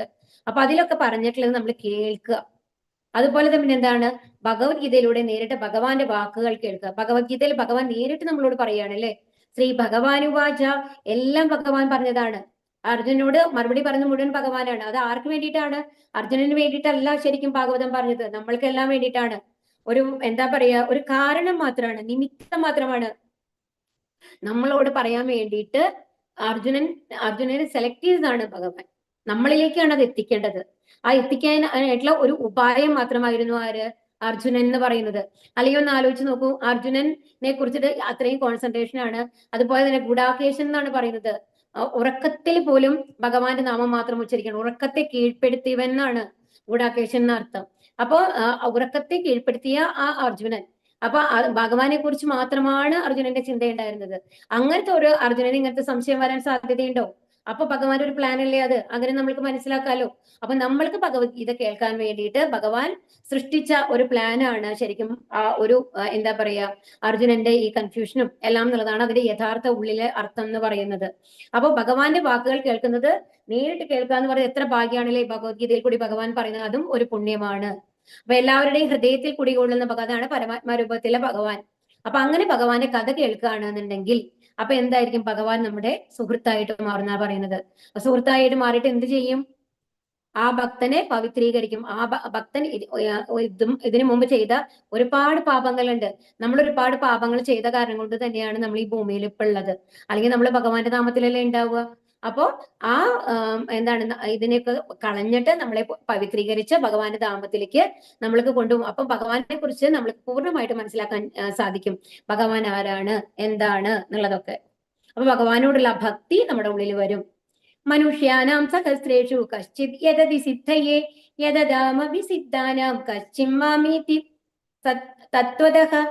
ആയിരക്കണക്കിന് ആളുകൾ ചിലപ്പോൾ ഒരാൾ പൂർണ്ണത നേടാൻ ഉദ്യമിച്ചേക്കാം. അങ്ങനെ ഈ പൂർണ്ണത നേടിയവരിലും ഒന്നിലേറെ പേർ എന്നെ തികച്ചും അറിയുന്നതുമില്ല. അപ്പൊ ഇതിൽ എന്താ പറയുന്നത്? ആയിരക്കണക്കിന് ആൾക്കാര് ഭഗവാനെ കുറിച്ച് അറിയാനായിട്ട്, ഇപ്പൊ ഭഗവത്ഗീത ക്ലാസ്സിൽ തന്നെ നമ്മൾ നോക്കൂ, എത്രയോ പേര് ചേർന്നിട്ടുണ്ടാവും. അതിൽ എത്ര പേരാണ് അറ്റൻഡ് ചെയ്യുന്നവര്? വളരെ കുറവാണ് അല്ലെ? അപ്പൊ ഈ ആ ഗ്രൂപ്പിന്റെ പുറത്ത് നോക്കി കഴിഞ്ഞാൽ, ഗ്രൂപ്പ് ഇൻഫർമേഷൻ നോക്കി കഴിഞ്ഞാൽ ഒരു 150 പേരോ ഒക്കെ ജോയിൻ ചെയ്തവർ നമ്മൾക്ക് കാണാം. പക്ഷെ അത്രയും പേര് ഈ ക്ലാസ്സിൽ ജോയിൻ ചെയ്യുന്നുണ്ടോ? ഇല്ല. എന്താ കാരണം? അത് അതിനും ഒരു കാരുണ്യം വേണം ഭഗവാന്റെ. നമ്മൾക്ക് തോന്നൽ നമ്മുടെ ഉള്ളിൽ വരണം, ഇവിടെ ജോയിൻ ചെയ്യണം, ഈ ക്ലാസ് കേൾക്കണം എന്നുള്ളത്. അപ്പൊ ആയിരക്കണക്കിന് ആളുകൾ ചിലപ്പോൾ അതിന് ഫസ്റ്റ് അവരും ഉദ്യമിച്ചതാണ് അല്ലെ? എന്നുവെച്ചാൽ അവർ ക്ലാസ്സിൽ ചേരണം എന്ന് വിചാരിച്ചിട്ട് പല കാരണങ്ങൾ കൊണ്ടുണ്ടാവും. ചിലർക്ക് ജോയിൻ ചെയ്യാൻ പറ്റുന്നുണ്ടാവില്ല, അല്ലെങ്കിൽ അവിചാരിതമായിട്ട് എന്തെങ്കിലും കാര്യങ്ങൾ സംഭവിച്ചിട്ടുണ്ടാവാം, അല്ലെങ്കിൽ ജോലിക്ക് പോകുന്ന ആൾക്കാരാണെന്നുണ്ടെങ്കിൽ വിചാരിച്ച മാതിരി അറ്റൻഡ് ചെയ്യാൻ സാധിക്കുന്നുണ്ടാവില്ല. പക്ഷെ എന്ത് കാരണങ്ങൾ കൊണ്ടാണെങ്കിലും അവർക്ക് ഭഗവത്ഗീത കേൾക്കാനുള്ള സമയമായിട്ടില്ല എന്നല്ല അതിന്റെ അർത്ഥം. അപ്പോ അങ്ങനെ പൂർണ്ണത നേടി. ഇപ്പൊ ഇവിടെ നോക്കും, മാരത്തോണാണ് കാണിക്കണത്. ഒരു മാരത്തോണിൽ നമ്മൾ കാണുമ്പോൾ ഒരുപാട് പേര് ഓടും അല്ലെ? അപ്പൊ ഓടി കഴിഞ്ഞിട്ട് അവസാനം ആ ഡെസ്റ്റിനേഷനിൽ എത്തുന്നത് എത്ര പേരുണ്ടാവും? 2-3 പേര്, അല്ലെങ്കിൽ കുറച്ച് പേര് എണ്ണിയാൽ. അതും ഏറ്റവും ആദ്യം എത്തുന്ന ഇതൊക്കെ നോക്കിക്കഴിഞ്ഞാൽ 1-2 പേരൊക്കെ ഇങ്ങനെ ഒരുപാട് സ്പീഡായിട്ട് വരും. മറ്റുള്ളവരൊക്കെ കുറച്ച് സ്ലോ ആയിട്ട് വരും. ചിലരത് അവസാനിപ്പിക്കണല്ലോ എന്ന് വിചാരിച്ച് ഒരുപാട് സമയം എടുത്ത് അവസാനിപ്പിക്കും. അങ്ങനെയൊക്കെയാണ് ഉണ്ടാവുക അല്ലെ? അപ്പൊ അപ്പൊ അതാണ് ഇവിടെ പറയുന്നത്. നമ്മൾ തുടങ്ങുന്നവർ ഒരുപാട് പേരുണ്ടെങ്കിലും അത് അവസാനിപ്പിക്കുന്നത് വളരെ കുറവ് മാത്രമേ ഉണ്ടാവുള്ളൂ. കാരണം എന്താണ്? അതില് ഒരു നിഷ്ഠ വേണം നമ്മൾക്ക്. നമ്മൾക്കൊരു വാശി വേണം. ഇത് നമ്മൾ എങ്ങനെയെങ്കിലും കംപ്ലീറ്റ് ചെയ്യണം. ഞാൻ ഇപ്പൊ ഭഗവത്ഗീതയാണെങ്കിൽ ഞാൻ പഠിക്കണം, എനിക്ക് മനസ്സിലാക്കണം. ഇപ്പൊ നിങ്ങൾ നോക്കൂ, ഇപ്പൊ നമ്മൾ 7ാമത്തെ ദിവസത്തിലെത്തി. ആദ്യത്തെ ദിവസം ഇരിക്കുമ്പോൾ ചിലപ്പോൾ എന്താണ് ഭഗവത്ഗീത എന്നും കൂടി അറിയാത്തവരായിരിക്കും ചിലവരൊക്കെ അല്ലെ? അപ്പൊ പിന്നെ ആദ്യത്തെ ക്ലാസ് കേൾക്കുമ്പോൾ തോന്നും, ഓക്കെ 2ാമത്തെ ക്ലാസ്സിൽ എന്താ പറയണേന്ന് നോക്കണം, എന്താണ് ഭഗവത്ഗീതയിൽ അടുത്ത അധ്യായത്തിൽ പറയണേ എന്നുള്ള ഒരു ആഗ്രഹം വരും നമ്മൾക്ക്. അതാണ് ഇവിടെ പറയുന്നത്. പക്ഷെ ആ അവസാനത്തിൽ എത്തുന്നത് വളരെ കുറവായിരിക്കും എന്നുള്ളതാണ് പറയുന്നത്. ഈശ്വരഃ പരമഃ കൃഷ്ണഃ സച്ചിദാനന്ദ വിഗ്രഹഃ അനാദിരാദിർ ഗോവിന്ദഃ സർവകാരണ കാരണം. കൃഷ്ണനാണ് പരമപുരുഷനായ ഭഗവാൻ. സർവകാരണങ്ങൾക്കും കാരണഭൂതനും ആദിപുമാനായ ഗോവിന്ദനും അദ്ദേഹം തന്നെ. ഇത് ബ്രഹ്മസംഗീതയിൽ ആദ്യത്തെ ശ്ലോകമാണ് കേട്ടോ. ഈശ്വരഃ പരമഃ കൃഷ്ണഃ എന്ന് പറയുന്നത്. അപ്പോ എന്താ പറയുന്നത്? ഭക്തി ഇല്ലാത്തവർക്ക് അദ്ദേഹത്തെ മനസ്സിലാക്കാൻ വളരെ പ്രയാസമാണ്. ഇത് എന്താണ് മനസ്സിലാക്കേണ്ടത് എന്നുണ്ടെങ്കിൽ, ഇപ്പോ നമ്മള് ഒരു സ്ഥലത്തേക്ക് പോകണമെങ്കിൽ, ഒരു പബ്ലിക് പ്ലേസ് ആണ്. അപ്പൊ കുറച്ചു നേരം നമ്മൾ അവിടെ സ്പെൻഡ് ചെയ്യണം. അപ്പൊ അവിടെ കുറെ പേര് ഇരിക്കുന്നുണ്ട്. അപ്പൊ ഇരിക്കുമ്പോ നമ്മൾ സംസാരിക്കാൻ തുടങ്ങണം. ഇപ്പൊ അപ്പുറത്തിരിക്കുന്ന ഒരാളോട് നമുക്ക് സംസാരിക്കാൻ തുടങ്ങണമെന്നുണ്ടെങ്കിൽ നമ്മൾക്ക് ഒരു കംഫർട്ടബിൾ ആയിട്ട് തോന്നണം അല്ലെ? നമ്മൾക്ക് ഓക്കെ, കുഴപ്പമില്ലാത്ത ഒരാളാണ്, നമ്മളുമായിട്ട് ചേരാൻ പറ്റുന്ന ആളാണ്. നമ്മൾ മനസ്സുകൊണ്ട് ഒരു അനലൈസേഷൻ നടത്തിയതിനു ശേഷമാണ് ഒരാളോട് നമ്മൾ സംസാരിക്കാൻ തുടങ്ങുകയുള്ളൂ. അതുപോലെ തന്നെ നമ്മളുടെ കാര്യങ്ങളൊക്കെ, വീട്ടുകാര്യങ്ങളോ നാട്ടുകാര്യങ്ങളോ നമ്മുടെ മക്കളെ പറ്റിയിട്ടൊക്കെ നമ്മൾ പറയണം എന്നുണ്ടെങ്കിൽ അവരുമായിട്ട് ഒരു കംഫർട്ടബിൾ സോൺ ആയിരിക്കണം. അതെന്ന് വെച്ച് കഴിഞ്ഞാൽ അവര് വിശ്വസിക്കാൻ പറ്റുന്ന ആൾക്കാരാണോ? അങ്ങനെ ഒരു വിശ്വാസം നമ്മുടെ ഉള്ളിൽ തോന്നിയാൽ മാത്രമാണ് നമ്മൾ ഷെയർ ചെയ്യുള്ളൂ അല്ലെ? അപ്പൊ അതുപോലെ തന്നെയാണ് ഭഗവാൻ ഇവിടെ എന്താ പറയുന്നത്? ഭക്തി ഇല്ലാത്തവർക്ക്, അതായത് ഭഗവാൻ ഇല്ലാന്ന് വിശ്വസിക്കുന്നവർക്ക്, എല്ലാം നമ്മളുടെ കഴിവ് കൊണ്ടാണ് നടക്കുന്നത്, എല്ലാം എന്താണ് സയന്റിഫിക് റിയാക്ഷൻസ് ആണ്, കെമിക്കൽ റിയാക്ഷൻസ് ആണ് ഈ ലോകത്ത് നടക്കുന്നത് മുഴുവനും, ഭഗവാൻ എന്ന് പറഞ്ഞ ഒന്നില്ല. ഈ ബുദ്ധി എന്നുള്ളതും ബോധം എന്നുള്ളത് പറയുന്നതൊക്കെ നമ്മുടെ കെമിക്കൽ റിയാക്ഷൻ കൊണ്ട് വന്നിട്ടുള്ളതാണെന്ന് വിശ്വസിക്കുന്ന ആൾക്കാർക്ക് ഭഗവാനെ മനസ്സിലാക്കാനുള്ള കഴിവ് കൊടുക്കില്ല എന്നാണ് പറയുന്നത്. കാരണം ഭഗവാന്റെ കാരുണ്യം ഉണ്ടാവണം, ഭഗവാൻ തീരുമാനിക്കണം. കാരണം ഈ ലോകത്തുള്ള എല്ലാ സൃഷ്ടികളും ഭഗവാന്റെ ആണെന്നുണ്ടെങ്കിൽ ഭഗവാൻ തീരുമാനിക്കണല്ലേ ഞാൻ അവർക്ക് ഇന്നത് കൊടുക്കണോ വേണ്ടേ എന്നുള്ളത്. എല്ലാം എന്റെ കയ്യിൽ ഒരു സ്വത്താണ്. ഒരു 100 രൂപ എന്നോട് വന്ന് ചോദിക്കുമ്പോ ഞാൻ കൊടുക്കണോ വേണ്ടേ തീരുമാനിക്കേണ്ടത് ആരാണ്? ഞാനാണ് തീരുമാനിക്കേണ്ടത്. അപ്പൊ ഞാൻ ഈ 100 രൂപ കൊടുക്കുമ്പോൾ ഞാൻ ആലോചിക്കും, എന്താണ് അതാണ് അവരെന്താ കൊണ്ടുപോയിട്ട് ചെയ്യാൻ പോണേ? അവർ കള്ളു കുടിക്കാനാണ് പോണേ, എന്നാൽ കൊടുക്കാൻ പാടില്ല, കാരണം അതിന്റെ പാപം നമ്മൾക്കാണ് വരിക. നമ്മൾ ആലോചിക്കും അല്ലെ, അവർക്ക് അതിന് യോഗ്യതയുണ്ടോ എന്നുള്ളത് നോക്കും. അതുപോലെ ഭഗവാൻ നമ്മൾക്ക് ഭക്തി തരേണ്ടതും എങ്ങനെയാണ്? നമ്മൾക്ക് അതിനുള്ള യോഗ്യതയുണ്ടോ? നമ്മളുടെ യോഗ്യത എന്താണ്? പൂർണ്ണമായ ശ്രദ്ധ, ഭഗവാനോടുള്ള വിശ്വാസം, അതുപോലെ നാമം ചെല്ലാനുള്ള ആ ഒരു മനസ്സ്. ഇതൊക്കെ ഉണ്ടെങ്കിൽ മാത്രമാണ് ഭഗവാൻ നമ്മൾക്ക് ഭഗവാനെ പറ്റിയിട്ട് നമ്മൾക്ക് തുറന്ന് കാണിച്ചു തരുള്ളൂ ഭഗവാൻ ആരാണ് എന്നുള്ളത്. ഭക്തിയുടെ സേവനത്തിന്റെ വഴി എത്രയും എളുപ്പമുള്ളതെന്ന് അവർ ഉദ്ഘോഷിക്കും. അപ്പൊ ഇവര് പറയും നിങ്ങൾ എന്താ ചെയ്യണേ, നാമം ചൊല്ലണല്ലോ. ഇപ്പൊ ഇസ്കോണിലുള്ള ആൾക്കാര് ഹരേകൃഷ്ണ മന്ത്രം ചെല്ലും. നിറയെ പേർക്ക് പരിഹാസം തോന്നും അതിനോട്. കാരണം എന്താ വെച്ചാൽ ഇവരെന്താ ചെയ്യണേ, എപ്പോഴും നാമം ചൊല്ലിക്കൊണ്ടിരിക്കുകയാണ് തോന്നും. പക്ഷേ അവർക്ക് തോന്നും ഇത് എളുപ്പമാണെന്ന്. പക്ഷെ ഒരു ഭക്തനെ സംബന്ധിച്ച് ഭഗവാനോട് ഭക്തി ഉള്ളത് കൊണ്ട് മാത്രമാണ് ഹരേകൃഷ്ണ മന്ത്രം ജപിക്കാൻ പറ്റുന്നത്. ഇപ്പൊ ഏറ്റവും ആദ്യം തന്നെ തുടങ്ങുന്ന ഒരാൾക്ക് ഒരു റൗണ്ട് അവസാനിപ്പിക്കാൻ തന്നെ മതിയെന്ന് നമ്മൾക്ക് തോന്നാൻ തുടങ്ങും. പക്ഷേ ഹരിദാസ് ഠാക്കൂറിനെ പോലുള്ള ആൾക്കാർ എത്ര 3 ലക്ഷം തവണയാണ് ജപിച്ചിരുന്നത്. അത് എങ്ങനെയാണ് അവരെ കൊണ്ട് സാധിച്ചത്? ആ ഭഗവാന്റെ കാരുണ്യം ഉള്ളത് കൊണ്ട് മാത്രമാണ് അത്രയും നേരം ക്ഷമയോടുകൂടി അവർക്ക് ഇരിക്കാനായിട്ട് സാധിക്കുന്നത്, അതിനോട് ഇൻട്രസ്റ്റ് വരുന്നത്. അല്ലാന്ന് എനിക്കൊരു മടുപ്പ് തോന്നും അല്ലേ. അപ്പൊ നമ്മൾക്ക് ഇഷ്ടമില്ലാത്ത ഒരു കാര്യം നമ്മൾ ചെയ്യാനിരിക്കുകയാണെന്ന് നോക്കൂ, 5 മിനിറ്റ് കഴിയുമ്പോഴേക്കും നമ്മൾക്ക് അവിടെ നിന്ന് എണീറ്റ് പോരണമെന്ന് തോന്നുന്നു. പക്ഷെ ഇഷ്ടമുള്ള കാര്യങ്ങളാണെങ്കിലോ നമ്മൾ എത്ര നേരം വേണമെങ്കിൽ മുഴുകി അതിലിരിക്കും അല്ലെ. അപ്പൊ അതുപോലെ തന്നെയാണ്. അപ്പൊ ഭഗവാന്റെ ഒരു കാരുണ്യം വേണം അത് മനസ്സിലാക്കണമെന്നുണ്ടെങ്കിൽ. അപ്പൊ ഒരു ഭക്തന് ഇത് കുറച്ച് എളുപ്പമായിരിക്കും ചെയ്യാനായിട്ട്. കാരണം അതിനോട് ഒരു രുചി വരും, അത് ഭഗവാന്റെ കാരുണ്യം കൊണ്ട്. എന്നാൽ ഭക്തരല്ലാത്തവർക്ക് പുറത്തുനിന്ന് അവർക്ക് തോന്നുമായിരിക്കാം, ഓ ഇതൊക്കെ ഭയങ്കര ഈസി കാര്യങ്ങൾ, ആർക്കും വേണം ചെയ്യാം, ഇതിനേക്കാൾ എത്ര വലിയ കാര്യങ്ങളാണ് ഞങ്ങൾ ഇവിടെ ചെയ്തുകൊണ്ടിരിക്കുന്നത് എന്ന് തോന്നും. പക്ഷെ അങ്ങനെയല്ല ശരിക്കും പറഞ്ഞാല്. അപ്പൊ ഭക്തിമാർഗം അത്രയും എളുപ്പമായിരുന്നുണ്ടെങ്കിൽ അവർക്ക് അത് ചെയ്യാറില്ലേ. ഒരു ഭക്തി ഇല്ലാത്ത ഒരാൾക്ക് ഹരേകൃഷ്ണ മന്ത്രം ഒരു 2-3 തവണ ജപിക്കണം തോന്നിക്കഴിഞ്ഞാലും കൂടി സാധിക്കില്ല എന്നാണ് പറയുന്നത്. ഹിരണ്യകശിപുവിന് സാധിച്ചോ? ഇല്ല അല്ലെ. നാരായണ എന്നൊരു വാക്ക് ഉച്ചരിക്കാൻ പോലും ഹിരണ്യകശിപുവിനെ കൊണ്ട് സാധിച്ചില്ല. എന്താ കാരണം? അതിനുള്ള കാരുണ്യവും ഭഗവാൻ തരണം. അപ്പൊ നിങ്ങൾ ഓരോരുത്തരും വിചാരിക്കണം, നിങ്ങൾക്ക് ഹരേകൃഷ്ണ മന്ത്രം ജപിക്കാൻ സാധിക്കുന്നുണ്ടെങ്കിൽ, അത് നിങ്ങൾ തുടങ്ങിയിട്ടുണ്ടെങ്കിൽ അത് ഭഗവാന്റെ അനുഗ്രഹമാണ്. നിങ്ങൾക്ക് അനുഗ്രഹം ലഭിച്ച ആൾക്കാരാണ്. ഭഗവാന്റെ നാമത്തിലേക്ക് നിങ്ങളെ വിളിക്കുകയാണ് എന്നുള്ളതാണ് അത് മനസ്സിലാക്കേണ്ടത്. ഭൂമിരാപോനലോ വായു ഖമ്മനോ ബുദ്ധിരേവജ അഹങ്കാര ഇതീയം മേ ഭിന്ന പ്രകൃതിരഷ്ടത. എന്റെ ഭിന്നമായ ഭൗതിക പ്രകൃതി ഭൂമി, ജലം, അഗ്നി, വായു, ആകാശം, മനസ്സ്, ബുദ്ധി, മിഥ്യാഹങ്കാരം എന്നിങ്ങനെ 8 അടങ്ങുന്നതാണ്. നമ്മൾ ഇതിനു മുമ്പത്തെ അധ്യായത്തിൽ പഠിച്ചതാണ്. അപ്പൊ ഭഗവാന്റെ എന്താണ് ക്യാരക്ടറിസ്റ്റിക്സ് എന്ന് പറയില്ലേ. ഭഗവാന്റെ എനർജി എന്ന് പറയുന്നത്, ശക്തികൾ എന്ന് പറയുന്നത് സവിശേഷ ശക്തികളാണ്, നമ്മൾ വിചാരിക്കുന്ന മാതിരിയല്ല. അപ്പൊ ഭൂമി രാപ്പുവാനോലോവായി ഭഗവാന്റെ 2 തരത്തിലുള്ള ശക്തികളുണ്ട്. ബഹിരംഗ ശക്തിയുണ്ട്, അന്തരംഗ ശക്തി എന്ന് പറയും. ഓക്കെ. അപ്പൊ ഇതില് ബഹിരംഗ ശക്തി, അതുപോലെ തന്നെ വേറൊരു ക്ലാസിഫിക്കേഷൻ ആണ് ഉത്കൃഷ്ട ശക്തി, അധമ ശക്തി എന്ന് പറയുന്നത്. അപ്പൊ ഇവിടെ എന്താ പറയുന്നത്? ഭൂമി രാപ്പോനലോവായു നമ്മൾ പറഞ്ഞു അല്ലെ. ഭൂമി, ജലം, അഗ്നി, വായു, ആകാശം, ഇതാണ് പഞ്ചഭൂതങ്ങൾ എന്ന് പറയുന്നത്. അപ്പൊ ഈ പഞ്ചഭൂതങ്ങൾ കൊണ്ടാണ് നമ്മളുടെ ഗ്രോസ് ബോഡി, അതായത് സ്ഥൂല ശരീരം സൃഷ്ടിച്ചത്, നമ്മളെ പുറത്ത് കാണുന്ന ഈ ശരീരം സൃഷ്ടിച്ചത്. ഇതൊക്കെ നമ്മൾ കഴിഞ്ഞ ക്ലാസ്സുകളിൽ പറഞ്ഞതാണ്. അപ്പൊ അതും അതുപോലെ നമ്മളുടെ സൂക്ഷ്മ ശരീരത്തിൽ എന്തൊക്കെയാണ് കൂടെയുള്ളത്, ജീവാത്മാവിന്റെ കൂടെ എന്തൊക്കെയാണ് ഉണ്ടാവുക? ബുദ്ധി, മനസ്സ്, അഹങ്കാരം. അപ്പൊ ഈ 3 അപ്പൊ ഇതെല്ലാം കൂടി ചേർന്നതാണ് പ്രകൃതി എന്ന് നമ്മൾ പറയുന്നത്. പ്രകൃതിയിൽ ഉൾപ്പെടുന്നത് എന്തൊക്കെയാണ്? പഞ്ചഭൂതങ്ങളും മനസ്സ്, ബുദ്ധി, മിഥ്യാഹങ്കാരം, ഈ 8 ഉള്ളത്. അപ്പൊ ഇതുകൊണ്ടാണ് നമ്മളുടെ ഈ ഭൗതിക പ്രകൃതിയിലുള്ള ഓരോ ജീവഗണങ്ങളും സൃഷ്ടിക്കപ്പെട്ടിട്ടുള്ളത്. പിന്നെയോ അപരേയാമിതസ്തുന്യാം പ്രകൃതിം വിദ്ധി മേ പരാം ജീവഭൂതാ മഹാബാഹോ യേദം ധാര്യതേ ജഗത്. ഇവയ്ക്ക് പുറമെ ഹേ മഹാബാഹുവായ അർജുന, എനിക്ക് ഒരു ഉത്കൃഷ്ട ശക്തി കൂടെയുണ്ട്. ഭഗവാൻ ഇവിടെ എന്താ പറയുന്നത്? അപ്പൊ ഇതൊക്കെ അധമശക്തിയാണ് നമ്മൾ കാണുന്നത് അല്ലെ. ജീവനില്ലാത്ത മാതിരിയല്ലേ നമ്മൾ കാണുന്നത്. ജലായാലും ശരി, ഭൂമി ആയാലും ശരി, ഒക്കെ അതിലുള്ള പിന്നെ ജീവനുള്ള വസ്തുക്കളായിട്ട് വരുന്നുണ്ടല്ലോ. അപ്പൊ അതെല്ലാം നമ്മളെ ഈ 84 ലക്ഷം ജീവിവർഗങ്ങൾ ഉണ്ടെന്ന് പറഞ്ഞില്ലേ ഈ ലോകത്ത്, ഭൗതിക ലോകത്ത്. അവര് എന്ന് പറയുന്നതാണ് ഭഗവാന്റെ ഉത്കൃഷ്ട ശക്തി എന്ന് പറയുന്നത്. കാരണം എന്താണ്? അവർക്ക് ചിന്തിക്കാൻ സാധിക്കും അല്ലെ. എസ്പെഷ്യലി അതിൽ ഏറ്റവും ഉയർന്നതാണ് മനുഷ്യര് എന്ന് പറയുന്നത്. അപ്പോ നമ്മൾക്ക് ചിന്തിക്കാൻ സാധിക്കും. നമ്മൾ അതുപോലെ തന്നെ എന്താണ്, റിയാക്ട് ചെയ്യാൻ പറ്റും അല്ലെ. അപ്പൊ ഒന്ന് ആലോചിച്ച് നോക്കും, നമ്മളെ ഒരാൾ അടിക്കാൻ വന്നു കഴിഞ്ഞാൽ നമ്മൾ അടിക്കണം തോന്നും. അതല്ലെങ്കിൽ എന്താണ്, നമ്മളോട് സന്തോഷമായിട്ട് പെരുമാറി കഴിഞ്ഞാൽ നമുക്ക് സന്തോഷം പ്രകടിപ്പിക്കാൻ പറ്റും. ഇതിന്റെ ചെറിയ രീതിയിൽ നമുക്ക് മൃഗങ്ങളിലും കാണാൻ സാധിക്കും അല്ലെ. മൃഗങ്ങൾക്ക് ദേഷ്യം വരണം കാണാമല്ലോ, എന്താണ് തല്ലുകൂടുന്നതൊക്കെ നമ്മൾ കാണില്ലേ. അപ്പൊ അങ്ങനെ.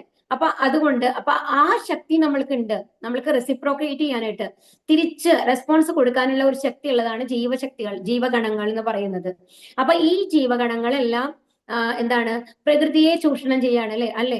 നമ്മൾ എങ്ങനെയാണ് ഭക്ഷണം കഴിക്കുന്നത്? പ്രകൃതിയിലുള്ള ഓരോ അത് മാംസാഹാരം ആയിക്കോട്ടെ, എന്താണ് വെജിറ്റേറിയൻ, അങ്ങനത്തെ ഫുഡ് ആയിക്കോട്ടെ, ഏതാണെന്നെങ്കിലും നമ്മൾ പ്രകൃതിയിൽ നിന്നാണ് സ്വീകരിക്കുന്നത് അല്ലെ.